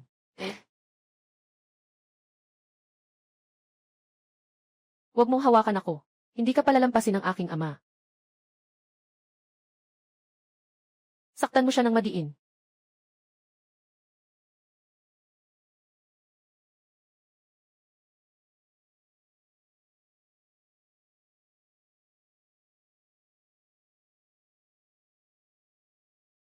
Magaling ang pagkakabugbog mo. Dapat ganito ang pag-aayos sa kanya. Ipaliwanag niya na nagkukunwari lang siyang prinsesa. Ang kahinatnan ng utang ng kayamanan. Napatay niya ang tao. Hindi na pwedeng saktan pa. Kung magpapatuloy pa, mamamatay talaga. Kung gusto mong mabuhay pa, pirmahan mo na lang itong pag-amin. Pinilit mong makuha ang salaysay. Hindi ko hahayaang magtagumpay ka. Sinasabi ko sa iyo. Ganito talaga ang mundo. Ikaw, isang walang pundasyon na alipin. Gusto kong durugin ka. Mas madali pa ito kaysa durugin ang isang langgam. Mas madali pa ito. Ibigay mo na ang mga bagay. Bibigay ako sa iyo ng mabilis na kamalayan. Ako. Hindi. Nagnakaw. Patayin siya. Tama na.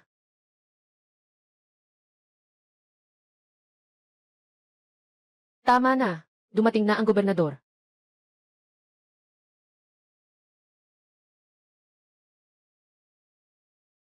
Narito ang opisyal. Huwag mag-ingay sa hukuman. Kakaunti na lang, na naitaboy ang general. Sa ngayon, kung nahuli pa tayo ng isang hakbang, hindi alam kung anong gulo ang mangyayari sa hukuman. Kung sakaling makarating ito sa kaalaman ng emperador, ang aking daan patungo sa promosyon ay ganap na nasira. Ito ay isang kaso ng pagnanakaw lamang. Bakit umabot na sa ganito? At wala pang desisyon. Sikat na ito sa lahat. Anong klaseng sitwasyon ito? Mahal na biyanan. Ang taong ito ay matigas ang ulo. Hindi lamang siya tumangging umamin sa kanyang pagkakasala. Nagmamatigas pa siyang magpanggap na prinsesa. Itay. Nagsalita pa siya ng mga kalaswaan laban sa akin. Talagang karapat-dapat siyang mamatay. Hanggang ngayon, hindi pa niya alam ang aking pagkatao. Tumahimik ka. Sa harap ng hukuman, hindi pwedeng magpakita ng pagkakaibigan. Unang alisin mo na ang mga kasangkapan niya. Ngayon, si Jiang Yan. Hindi natin alam kailan siya darating. Kailangang mabilis nating maintindihan ang kaso, para hindi niya mapagtanto na niloloko ko siya. Kakayahan ni Governor Kingsley sa paglutas ng kaso. Isang ulat kay kagalang-galang. Sino ang narito sa harap? Ano ang inyong hinanakit? Ginoong Gobernador. May hinanakit ang isang mamamayan. Ayan, Gil. Shen, inakusahan ako ng pagnanakaw ng kanyang mainit na hairpin. Pagsisinungaling at paninira lang. Mainit na perlas na hairpin. Mainit na perlas na hairpin. Ngayon, si anak, ay nagmamadali kasama ang binatang tiktik. Kahit ang prinsesa ay nakalimutang dalhin ang mainit na perlas na hairpin na iyon. Dapat ay nahihiya si Sir. Sinasadyang nanggugulo. Ang babaeng ito sa harap, ay hindi naman ninakaw ang jade na hairpin.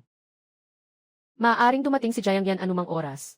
Kung makita ng taong ito sa harap ng emperador, na inakusahan ng aking anak na babae ang mga mamamayan, at pinilit ng mga alagad ng batas ang mga ito na umamin. Huwag na nating pag-usapan ang promosyon. Ang puting sombrero sa ulo ko. Hindi rin sigurado. Nakikita mo ba siyang nagnanakaw? Noong panahon na kasama ko ang panauhing mag-aaral. Sa isang sedan, tanging ang alipin na ito lang. Ang lumapit at nakipag-ugnayan. Wala nang ibang tao pa. Tama ang sabi ng asawa ko. Kahit hindi ko siya nakita ng personal na nagnanakaw. Pero sa pagkakaalam ko sa kanya, siguradong si Ziyu ang gumawa niyan. Hindi ba't ang mga malapit sa kanya ay kailangang husgahan bilang magnanakaw? Akala mo lang. Mga magulang ni Kingsley ay mahihikayat ba ng iyong mga walang kabuluhang sinasabi? Talaga bang makikinig sila? Huwag nang magpalusot. Malinaw na ang kaso. Ang mga mahalagang bagay ni Gian Shen ay ninakaw. Noong nangyari ang insidente, tanging ikaw at siya ang nag-ugat sa labanan. At walang sinuman ang makapagpapatunay para sa iyo na hindi ito ninakaw mo. Sino ang nagnakaw nito? Ginoong Gobernador. Paano mo magagawa ito? Walang katarungan. Si Gutan Hua ay isang bagong nakapasa na Jinshi. Matuwid ang pagkatao. Nakita niya mismo ang pakikisalamuha mo kay Ginoong Shen. Ikaw. Mahal na ama sa biyenan, mapagmasid ka. Sinasabi ng maliit na manugang. Lahat ng sinasabi ay totoo. Itong babae, tiyak na ito ay isang magnanakaw. Tatay, agad na parusahan siya. Para hindi na siya dito. Manggulo. Kayo ay mga kapwa magnanakaw. Kaya pala ang tanggapan ng Kingsley. Naging pamilya kayo. Sa isang salita. Mang-aalipin. Ngayon alam mo na ang takot. Namang-urong ng mga bagay ng anak ng gobernador. Akala ko talaga may siyam kang buhay. Na hindi natatakot mamatay. Kayo ay mga walang kahihiyan. Karapat dapat ba silang maging mga magulang ng malaking yin? Mahal na biyanan, sa tingin ko ang mga taong ito ay hindi iyak hanggat hindi nila nakikita ang kabaong. Sobrang lakas ng loob nilang insultuhin kayo sa harap ng hukuman. Talagang hindi dapat silang palampasin. Tawagin ang mga tao. Kumuha ng mga patunay at tinta. Pilitin siyang hawakan. Papasukin siyang pumirma. Dapat tapusin ang kasong ito ngayon. Huwag mo akong hawakan. Ako ay prinsesa ng dinastyang Yin. Yin Ziyu. Anong sirang jade pendant? Nagmamalaki na parang royal na bagay. Tigilan mo, Shensi. Tigilan mo, Shensi. Tatay, bakit mo ako pinapahinto? Ang sinungaling na ito. Huwag kang magulo. Totoo siyang prinsesa. Mahal na anak ng emperador. Prinsesa Changle, Yin Ziyu. Kung masaktan ninyo siya, walang mangyayari sa pamilya Shen. Lahat ay mawawasak. Ano? Itay, ilang dekada ka nang nasa gobyerno. Nadaya rin siya sa akin. Tingnan mo ang kanyang damit at alahas. Parang prinsesa ba siya? 5 taon na ang nakalipas. Sumama ako kay Haring Shen. Pumunta sa kabisera para magpatingin. Malayo pa lang. Nakita ko na siya minsan. Selyo ng prinsesa. Iyan. Ang dragon at phoenix na disenyo. At ang jade pendant sa kamay ng babae. Ay eksaktong pareho. Paano? Paano ito? Posibleng mangyari. Paano nangyari to? Paano pwedeng mangyari? Paano nangyari to? Klaro namang nagbebenta siya ng tokwa. Gulong, mag-isip ka ng paraan agad. Hindi pwedeng mangyari to. Ano ang tunay na pagkakakilanlan ni Inziyu? Hindi pa alam. Ngunit sa puntong ito, ang pagtanggap ay nangangahulugang pagkawasak ng pangalan at dangal. Pati na ang buhay ay nasa panganib. Bola ng hangin. Dumalo ako sa salu-salo sa Beijing. At nagkaroon ng pagkakataong makita ang tunay na prinsesa. Ang pangalan ng prinsesa ay Murong Yan. Napakaganda at kaakit-akit. Paano ka nagmukhang ganito kabastos? Ang babaeng ito ay nagpapanggap na prinsesa. Karapat dapat siyang mamatay. Walang kailangan pang pag-usapan. Tawagin ang mga tao. Ihampas siya pababa. Patayin siya gamit ang mga pamalo. Sino ang may lakas na humawak sa akin? Huwag na huwag.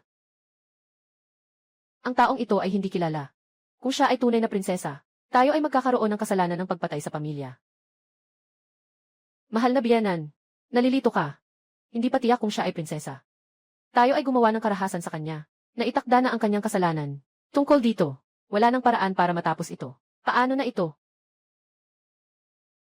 Kung talagang prinsesa siya, ngayon papalaya natin siya. Siguradong ipaalam niya ito sa hari. Isusumbong kami at papatayin sa harap ng bahay. Mas mabuti pa. Bago pa siya makilala ng mga nakakakilala sa kanya. Bago pa siya dumating, patayin na natin siya. Itapon sa libingan ng mga bangkay, para walang makapagsasabi kung paano siya namatay. Kung sakaling magtanong ang mga tao sa palasyo, sasabihin natin, hindi pa ako nakakakita ng prinsesa.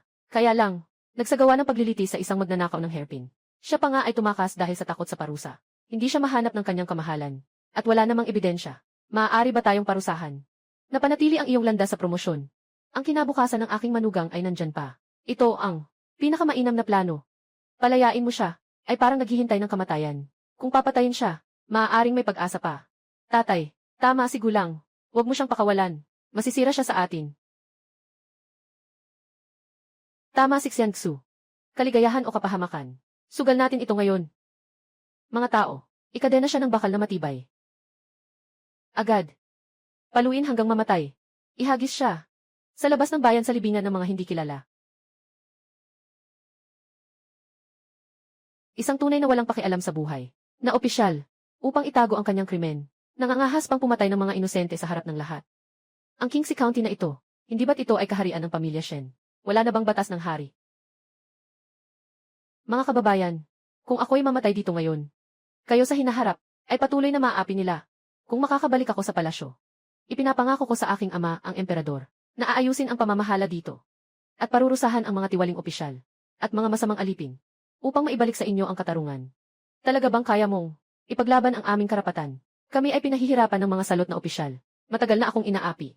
Noong nakaraang taon, ang pamilya Shen ay inagaw ang lupa ng aming pamilya. Pumunta ako sa kanila upang magreklamo. Ngunit sa halip, ay pinagtataga nila ako. At ako rin. Ang aking anak, inakusahan silang magnakaw. Hanggang ngayon ay nakakulong pa rin. Hindi makatarungan ang gobernador. Hindi ito makakayanin ng langit. Bilisan. Palayain sila. Lahat sila ay nagalit na. Mga alagad ng batas, paalisin mo ang mga mapaghimagsik na ito. Paalisin mo sila sa akin. Sino ang may lakas ng loob na tumutol? Kukunin din sila. Mahal na biyanan, yung mga mamamayan, ay nahihikayat lamang ng demonyang ito. Ang pinakamahalaga ay patayin siya agad. Yung mga tao, hindi sila makakagawa ng malaking gulo. Huwag alalahanin ang mga tao. Sakaan mo ang demonyang ito. Huwag siyang hayaan na linlangin ang mga tao. Huwag mo akong galawin.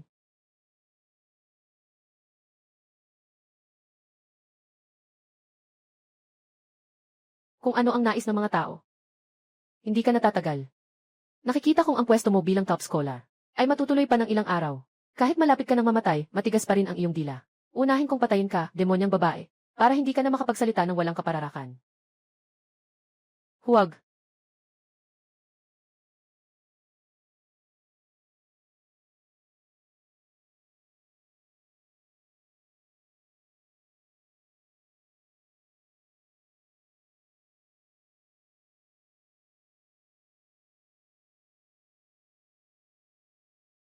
Sino mang mangahas na saktan ang prinsesa? Patay. Tapos na ang lahat.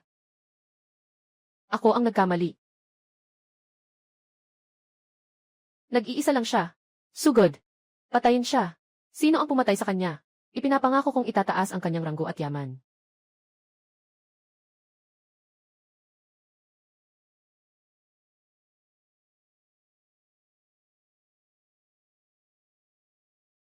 Kayong dalawa, mga taksil, ay nagtutulungan. Hindi ka tunay na prinsesa. Nagtutulungan kayong lokohin ang mga tao. Buksan ninyo ang inyong mga mata at tingnan ng mabuti. Ang tabak na ito ay ibinigay ng kanyang kamahalan, ang tabak ng emperador. Makikita ang tabak na ito. Kung makita ang emperador na personal na dumating, kung muling siraan ang prinsesa. Ito ay isang krimen laban sa emperador, na magdadala ng kaparusahan sa buong pamilya. Mabuhay ang aming emperador. Mabuhay, mabuhay. Mabuhay ng maraming beses. Si Gobernador Shen, ngayon maaari mo nang sabihin sa akin, kung nasaan ang warm jade hairpin. At kung paano, nang intriga ang iyong anak na babae. Sa prinsesa. Ako ang nagpasimuno ng kalokohan. Hindi talaga nawala ang warm jade hairpin. Nasa kahon ng alahas sa bahay pa rin ito. Nagalit ang prinsesa sa batang babae. Nawala ang kanyang dangal. Kaya't pinagsabuatan niya si Gu Weisheng para magtanim ng ebidensya. Pakiusap, habaan niyo ang buhay ng general. Kaya pala nagtatakpan ang mga opisyal sa isa't isa. Gumagamit ng kapangyarihan para sa sariling interes. Talagang nakakapanghina. Huwag na huwag silang palampasin. Hindi ko sila mapapatawad. Tatay, gulang. Gagawan ko ng paraan. Babalik ako para iligtas kayo. Kung paano ito haharapin, susunod ako sa utos ng prinsesa. Ayu. Ako'y bulag sa katotohanan. Ako ang may kasalanan, walang puso. Pero ang ating matagal ng pagmamahalan, hindi ito pek. Alam kong hindi kita naaalagaan ng maayos. Ayu, palagi kang mabait. Patawarin mo ako. Pakiusap, patawarin mo ako. Gu Weisheng. Ngayon, nagkamali ka. Medyo huli na yata. Noong una kang pumasok sa Beijing, hawak mo ang kamay ko at sinabi mo, na ikaw ay tiyak na, mag-aasawa sa akin. Ngayon, Ikaw ay kumapit sa anak ng gobernador. Ginamitan mo ako ng tanikala. Pinalo mo ako ng baston. May pag-aalala ka ba kahit kaunti? Tungkol sa mga alaala natin noon. Ayu, alam kong nagkamali ako. Talagang alam kong nagkamali ako. Lahat ng ito ay dahil sa babaeng iyon na nag-udyok sa akin. Siya talaga ang gustong magpakasal sa akin. Ayu, nandito ka sa puso ko. 3 taon kong pinag-aralan bago pumasa. Alam mo ba kung gaano kahalaga ang kinabukasan ko sa akin? Para sa akin, napakahalaga nito. Ayu, huwag mong hawakan siya. Gu Weisheng, Gu Tanhua. Talaga bang hindi mo alam? Paano ka naging Tanhua? Hala! Mahal na Ginoo. Nalaman kong ikaw ang iniibig ng prinsesa. Kaya ka na-promote bilang Tanhua. Kung hindi, kahit na mag-aral ka ng isang buhay, hindi ka makakapasa sa mataas na paaralan. Ano? Impossible. Hindi ito possible. Ako ang nag-aral at nakapasa. Nagtitiwala ako sa sarili ko. Nakasalalay ako sa sarili kong talento. Pinakamahusay sa mga pinakamahusay. Paano mangyayari dahil sa isang babae? Impossible. Hindi ito possible. Ikaw ang nanloko sa akin. Lahat kayo ay nanlilin lang sa akin. Talagang nakakatawa. Kahalagahan ng katanyagan at kayamanan. Palaging nagiging sanhi ito ng pagkalito sa mga taong mahina ang isip. Nabulag sila. Nakaligtaan ang tunay na damdamin. Si Gu Weisheng ay nabaliw na. Noong mga nakaraang taon. Marahil mula sa simula pa lang. Mali na ito. Kapatid na siyan. Sa mundong ito, hindi tinatanggap ang taong walang katapatan at mapagkakanulo. Mas lalo pang hindi. Tanggapin ang mga opisyal na masama ang gawain at walang puso. Tama ang sinabi ng prinsesa. Isugo. Ipatawag si Gu Weisheng ang salarin. Punong bayan na si Shen Diquan. Inaresto at ikinulong. Ipapapatay pagkatapos ng anihan. Ang iba pang sangkot sa bagay na ito. Lahat ay bibigyan ng 100 palo. Ilalagay sa kulungan. Magpapakasawa sa sarili nilang kapalaran. Ito ay, hinirang na prinsesa, patawarin niyo po ako. Patawarin niyo po ako. Hinirang na prinsesa, ako po ay isang kawal. Dalhin ko po kayo sa klinika para magpagaling. May isang bagay pa po akong hindi natatapos. Sandali lang po kayo. Kayo pong lahat. Hintayin ang pagbabalik ng prinsesa. At hihilingin kong ipalit ng aking ama ang isang mabuting opisyal na makakapanindigan para sa bayan. At mga ngalaga sa kapakanan ng mga tao. Ang mga dati ninyong hinanakit ay maari nang maipagtagumpay. Mabuhay ang kanyang kamahalan, mabuhay, mabuhay. Mabuhay ang prinsesa, mabuhay, mabuhay, mabuhay. Ang kanyang hitsura ay lubhang naiiba sa pagkabata. Pero ang kanyang paghusga sa iba, para sa kapakanan ng bayan ay hindi nagbago kailanman. Tulad ng unang pagkakataon kong naramdaman ang kanyang puso, na hindi kailanman nagbago. May utos si General Jiang, anak ng kriminal na si Shen Diquan. Si Shen ay nag-akusa sa prinsesa. Napakalubhang sala. Sino mang makakita sa taong ito, agad na arestuhin. Kung sino man sa inyo ang makakita sa kanya, agad ipaalam sa pamahalaan.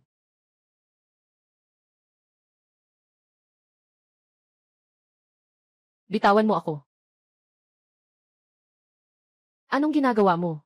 Ako ay isang dalaga ng mayamang pamilya. Kahit na mahuli ako, hindi ako magiging bayaran. Kung lalapit ka pa, sasalampasin ko ang aking sarili dito.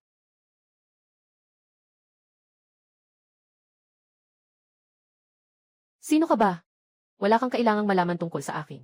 Sinasabi ko lang sa iyo na ang kaaway natin dalawa ay iisa. Anong kaaway? Hindi ko alam ang sinasabi mo. Ang tatay mo ay nakulong sa langit. Si Gu Weisheng ay nababaliw at naghihintay ng hatol. Ang pamilya Shen ay nalugmok. Ito hindi pa sumisikat ang araw. Ipapakalat na ito sa buong Qingxi County. At ako, dapat ay ang pinakamataas na prinsesa ng Isaye. Dahil kay Fine Zirai, nawala ko ang lahat.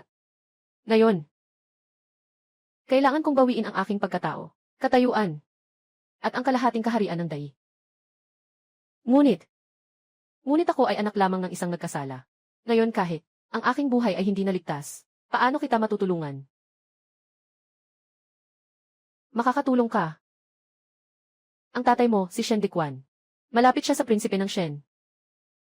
Alam niya ang balak na rebelyon laban sa emperador. Hindi maaring walang kaalaman ang tatay mo. Sa kabila ng lahat, ang mga nakaw na pera ng pamilya Shen.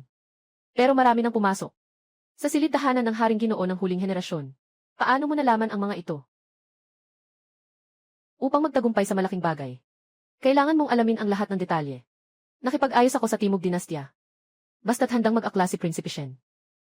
Sa daan pabalik sa kabisera ni Yinziyu. Magpadala ng hukbo para sa pag-atake. Ang Timog na Dinastya ay magpapadala ng tulong.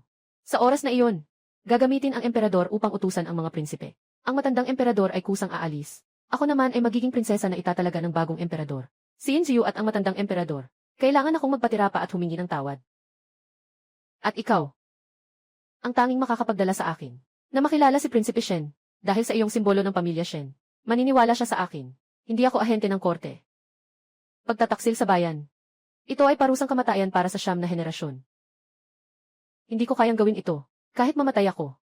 Hindi ko maaring dalhin ang pangalang traitor. Tingnan mo na lang, kung hindi ka kikilos ngayon, makalipas ang kalahating buwan. Shen, ang iyong ama, ang iyong asawa, kailangan ng mga ulo na mahulog. Nais mo na bang isipin ito? Nakatitig ka lang, habang pinapanood silang mamatay, o lalaban ka, upang iligtas ang kanilang buhay, at sabay na ipabayad kay Yinziyu. Ang pagpili na ito, hindi ba mahirap?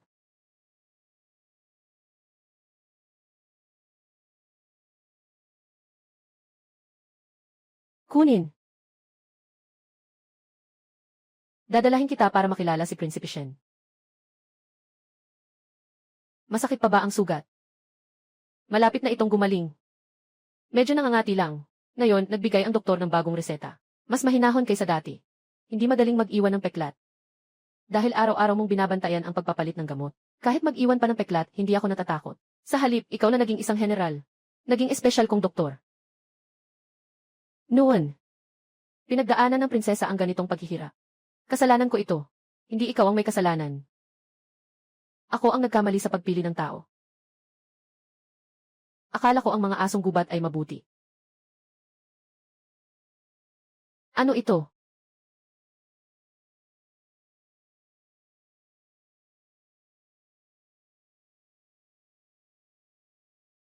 Ito ang larawan ko noong 7 na ako. Kasama si Haring Ama sa pangangaso. Sa ilang araw pa. Ito ang iyong 18 kaarawan. Walang magagandang bagay sa hukbo. Kaya ito ang inukit ko. Huwag kang magreklamo. Gusto ko ito. Noong ako'y nasa bayan pa. Walang nakakaalala sa aking kaarawan. Kahit na si Guwei Xing noon. Hindi niya rin kailanman nabanggit. Si Yuer. Sa totoo lang, ako. Kapatid na yan. Na nakaranas ng mga bagay kay Guwei Xing. Ayaw ko nang ilagay ang isip ko sa pag-ibig. Gusto ko na lang maging kayahang magprotekta sa sarili. Kayahang protektahan ang mga tao ng prinsesa tungkol sa pag-ibig at damdamin. Marahil ay wala na akong kapalaran dito. Ano man ang desisyon ng prinsesa, nandito ako para sa iyo. Ako'y laging kasama mo. Marahil hindi ko dapat asahan ito. Basta't makasama lang siya at masilayan siyang ligtas at masaya, ay sapat na sa buhay kong ito. Ate yan. Gusto kong matutunan mo akong makipaglaban. Sa hinaharap, ayaw ko nang maging basta sunod-sunuran sa iyo at sa ama. Prinsesa na nagtatanggol sa likod. Gusto kong hawakan ang espada. Para sa sariling proteksyon. Magandang isipin ng prinsesa ito. Ngunit mahirap ang mag-aral ng sining ng pakikidigma. Baka, hindi ako natatakot sa hirap. Kahit gaano pa kahirap, mas mahusay pa kaysa sa pagiging alipin. Kaya ano nang gagawin natin? Unang susukatin ang lakas ng prinsesa. Dapat matatag ang kamay. Huwag masyadong magpuwersa.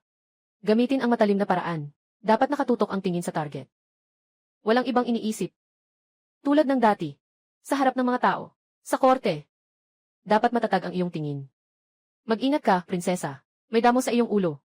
Parang sa mga tao, na nagbebenta ng sarili para sa libing ng ama. Mas mabuti pa, kapag lumaki ka, pakasalan mo ako. Sino mang mang-aapi sa prinsesa? Mamamatay. Siyang tunay na kaibigan sa pagkabata. Bakit ngayon ay mayroon akong kakaibang damdamin para sa kanya? Ganito.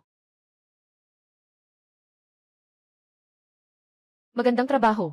Mas matatag kaysa noong una tayong nag-ensayo. Mas maayos na ito. Magpahinga ka muna. Huwag kang mapagod. Kuya yan. Noong bata ka, palagi kang sumusunod sa akin. Ngayon, isang kisap mata. Naging isang general na kayang tumayo sa sarili. Ngunit parang bata pa rin, na nagproprotekta sa akin. Ang makapagprotekta sa prinsesa, ay isang biyaya para sa akin. Ayos lang iyon. Basta't makikita ko siyang umiti, masaya na kung makapiling ko siya. Matulog na tayo ng maaga ngayong gabi. Bukas ng umaga, kailangan pa rin nating umalis pabalik sa palasyo. Malayo pa ang biyahe. Maaaring may aberya sa daan. Nandito ka. Hindi ako matatakot.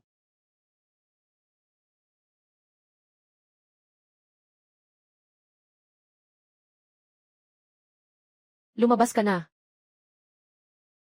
Sumagot ka, General. Ako po ay nagsiyasat ng maigi. Sa ruta pabalik sa palasyo, may mga masasamang tao na nakatago sa tabi ng kalsada. Naghihintay na sumugod. Hindi sila marami.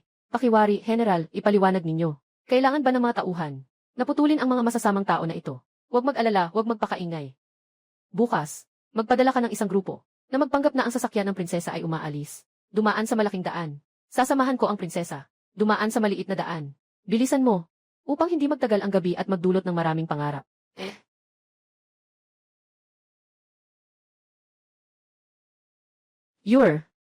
Tiyak na ipaglalaban ko ang iyong buhay. Para sa iyong kaligtasan.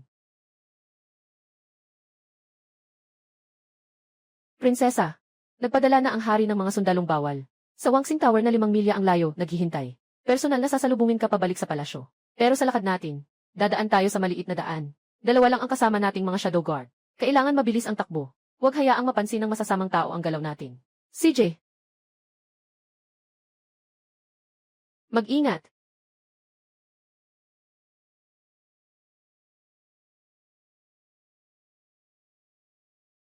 Anong nangyayari?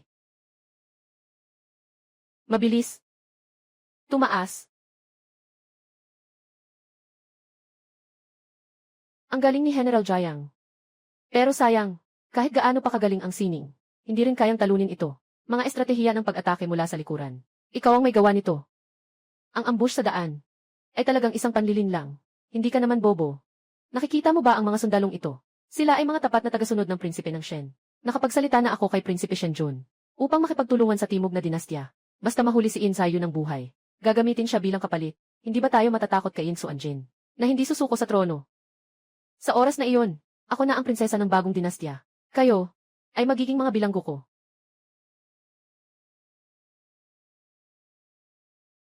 Murong yan. Nakipagsabuatan ka sa kaaway at nagtakip ng rebelyon. Hindi ka ba natatakot na maparusahan ng mabangis na kamatayan? Kahit malapit na ang kamatayan, matigas ka pa rin. Jiang yan. Bigyan kita ng pagkakataon. Sumuko ka na lang. Pwede kitang palayain nang hindi ka mapapatay. Gusto mong saktan ang prinsesa. Sa bangkay ko, Jiang yan. Dumaan ka. Ayaw magpasalamat, kakain ka pa rin ng inuming parusa. Ibigay mo sa akin. Mahuli si In Ziyu. Ang prinsesang ito ay may gantimpala. Murong yan. Kung babalik ka pa ngayon, may oras ka pa. Ang ama mong hari ay palaging maawain. Maaaring may pag-asa pa na mapanatili kang buo. Kagandahang loob, ang iyong ama na hari. Ngunit ang kagandahang loob ay gustong paghatiin ako ng pira-piraso. Hintayin mong mahuli kita ng buhay. Ang trono ni In Suanjin ay nasa kamay ni Prince Shen, na parang isang bagay na hawak niya. Pagdating ng panahon, huwag mong sabihing prinsesa. Kahit na gusto kong maging reyna. Ano ang mahirap dito? At ikaw, ibebenta kita sa pinakamaruming kampo ng sundalo. Bilang isang bayarang babae, hayaan mong alagaan ka ng mga magagaspang na lalaking ito nang maayos. Ngunit, kung humingi ka ng awa sa akin ngayon, maari kong isaalang-alang. Nabigyan ka ng marangal na kamatayan. Kahit na mamatay ako, hindi ka rin magmamakaawa sa'yo. CJ, hawakan mo si In Ziyu. Hintayin mong maupo si Prince Shen. Kayong lahat ay mga pangunahing ministro. Mag-ingat. Jiang yan. Jiang yan. Ayos ka lang ba? Prinsesa, huwag mo akong alalahanin. Bumaba ka na sa kabayo. Ayaw ko. Kung aalis tayong magkasama. Ang mga gwardiya ng hari, nasa 10 milya lang ang layo. Basta makita, ang watawat ng tanggulan ng bituin. Ligtas na. Huwag. Jiang yan. Sugod. Huwag. Huwag. Jiang yan.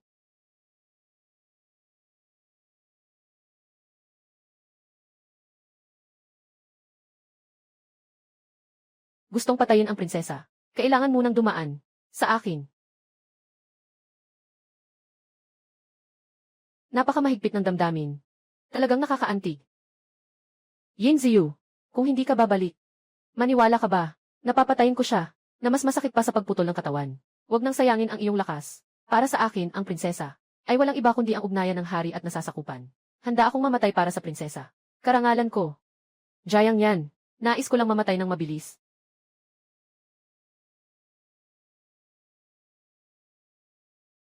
Hindi ko magawa. Hindi pa ako nakapatay ng tao. Walang silbi. Patayin mo siya. Huwag nang mag-atubili. Ngayon, ihahatid na kita sa kampo militar para matikman mo kung ano ang pakiramdam maging kabit militar. Sige, gawin mo na.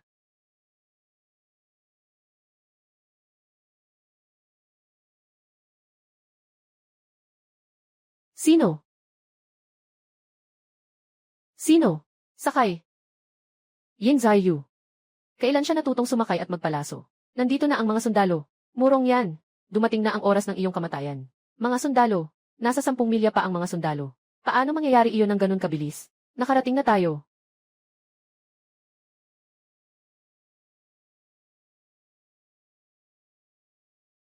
Pagmamaneho.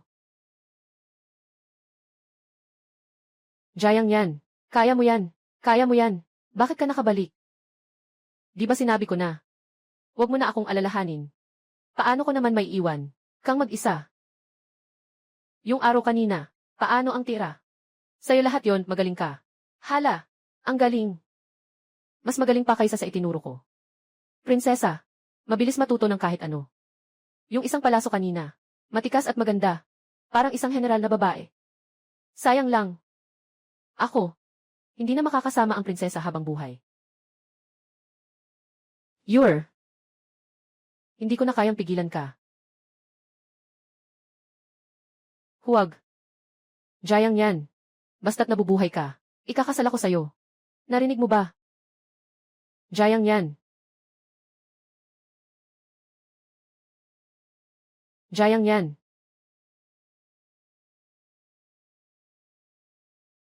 Bakit ka nakatulala? Sundan mo ako. Ihanda ang mga archer. Pagsabugin si Inziu, at Jayang yan sa mga palaso. Mag-isip ka, prinsesa. Maihalaga si Inziu habang siya'y buhay. Kung siya ay namatay, wala na tayong kapalit. Sa panig ni Prinsipe Shen, hindi rin tayo makakapagpaliwanag. Kapalit. Anong kapalit ang gusto ko? Gusto kong mamatay si Inziu. Ngayon, kahit mamatay ako, dapat isama ko siya sa libingan. Maghanda na sa pagbaril. Sino man ang hindi bumaril, ako ang unang papatay sa kanya. Bumaril. Tigil. Sino ang may lakas na saktan ang aking anak na babae? Amang hari. Agad na sumuko. Patawarin kayo sa kamatayan. Kung magpapatuloy kayo sa laban, sisirain ko ang inyong buong angkan. Amang hari. Amang hari. Hindi natatakot si Yuer. Pumunta ka rito sa ama.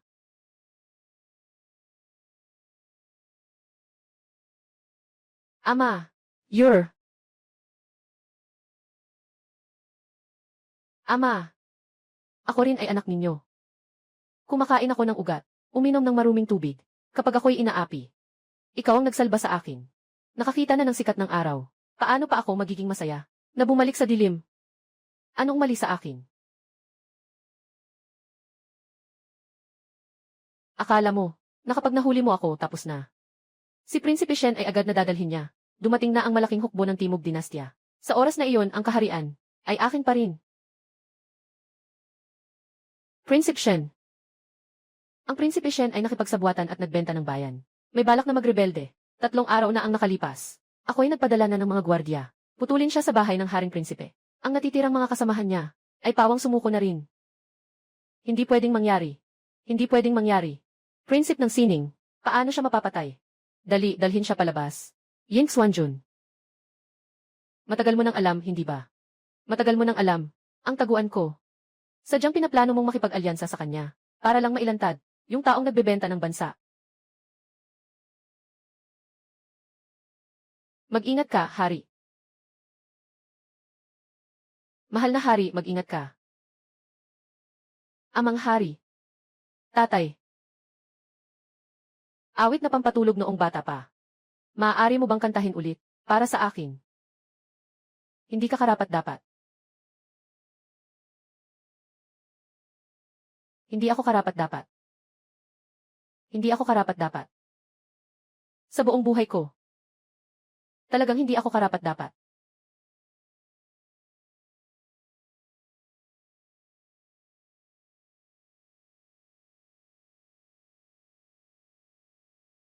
Kunin ang kanyang bangkay. Ililibing ayon sa batas ng mga karaniwang tao. Ang mga natitirang rebeldeng, ipapabalik sa kabisera, ipasa sa dalikort para sa paglilitis. Suriin ng mabuti ang lahat ng mga kasabwat. Sumusunod sa utos. Tapos na lahat. Dalhin natin si Jiang Yan pa uwi. CJ, uwi na tayo.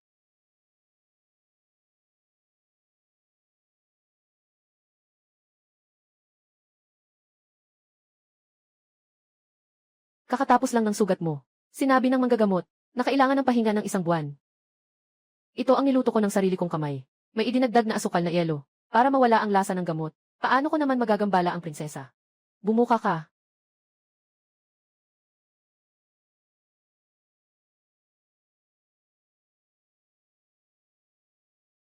Noong panahong iyon, yung sinabi ko habang nakasakay sa kabayo.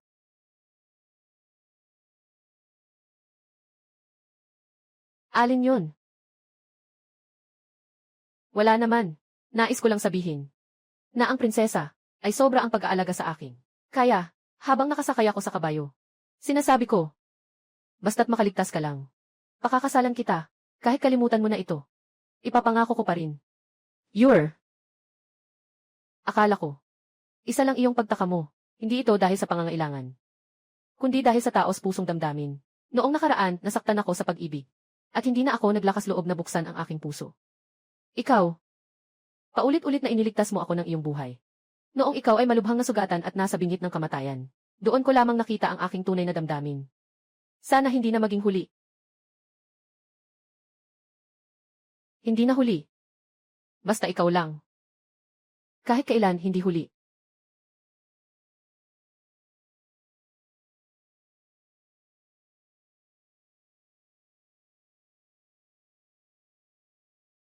Kaya naman, gaya ng sinabi ko noong bata pa ako, napakasalan ka. Paano? Lahat ay nakikinig kay Yuer. Prinsesa Changli. Seremonya ng kasal. Seremonya ng pagtanda. Ginanap ng sabay. Lahat ay nagdiriwang. May utos ang hari. Itigil ang sesyon ng 3 araw. Pagpapatawad ng lahat. Mahal kong hari, mabuhay, mabuhay at muling mabuhay. Si Jiang Yan ay nagkaroon ng malaking ambag sa pagprotekta sa prinsesa. Itinalaga bilang general ng pambansang pagsasanggalang. Maraming salamat, hari.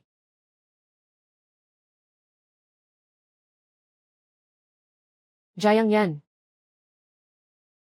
Ako na ang magpapasa sa'yo ng Yuer. Sa hinaharap, dapat mong alagaan siya. Igalang mo siya. Mahalin mo siya. Kung sakaling baliwalain mo siya, ako, ay tiyak na hindi ka patatawarin. Aking sinusunod ang utos. Ako sa buhay ko. Tanging tapat at mahal ko lang ang prinsesa. Kapag nabubuhay, magkasama kami sa higaan. Kapag pumanaw, magkasama kami sa hukay. Kung magtataksil, Diyos at lupa ay maghiganti. Sa mga susunod na taon, tanging hangad ko ay makasama ka magpakailan paman. Ang layuning ito ay hindi magbabago. Ang pusong ito ay magpapatuloy magpakailanman.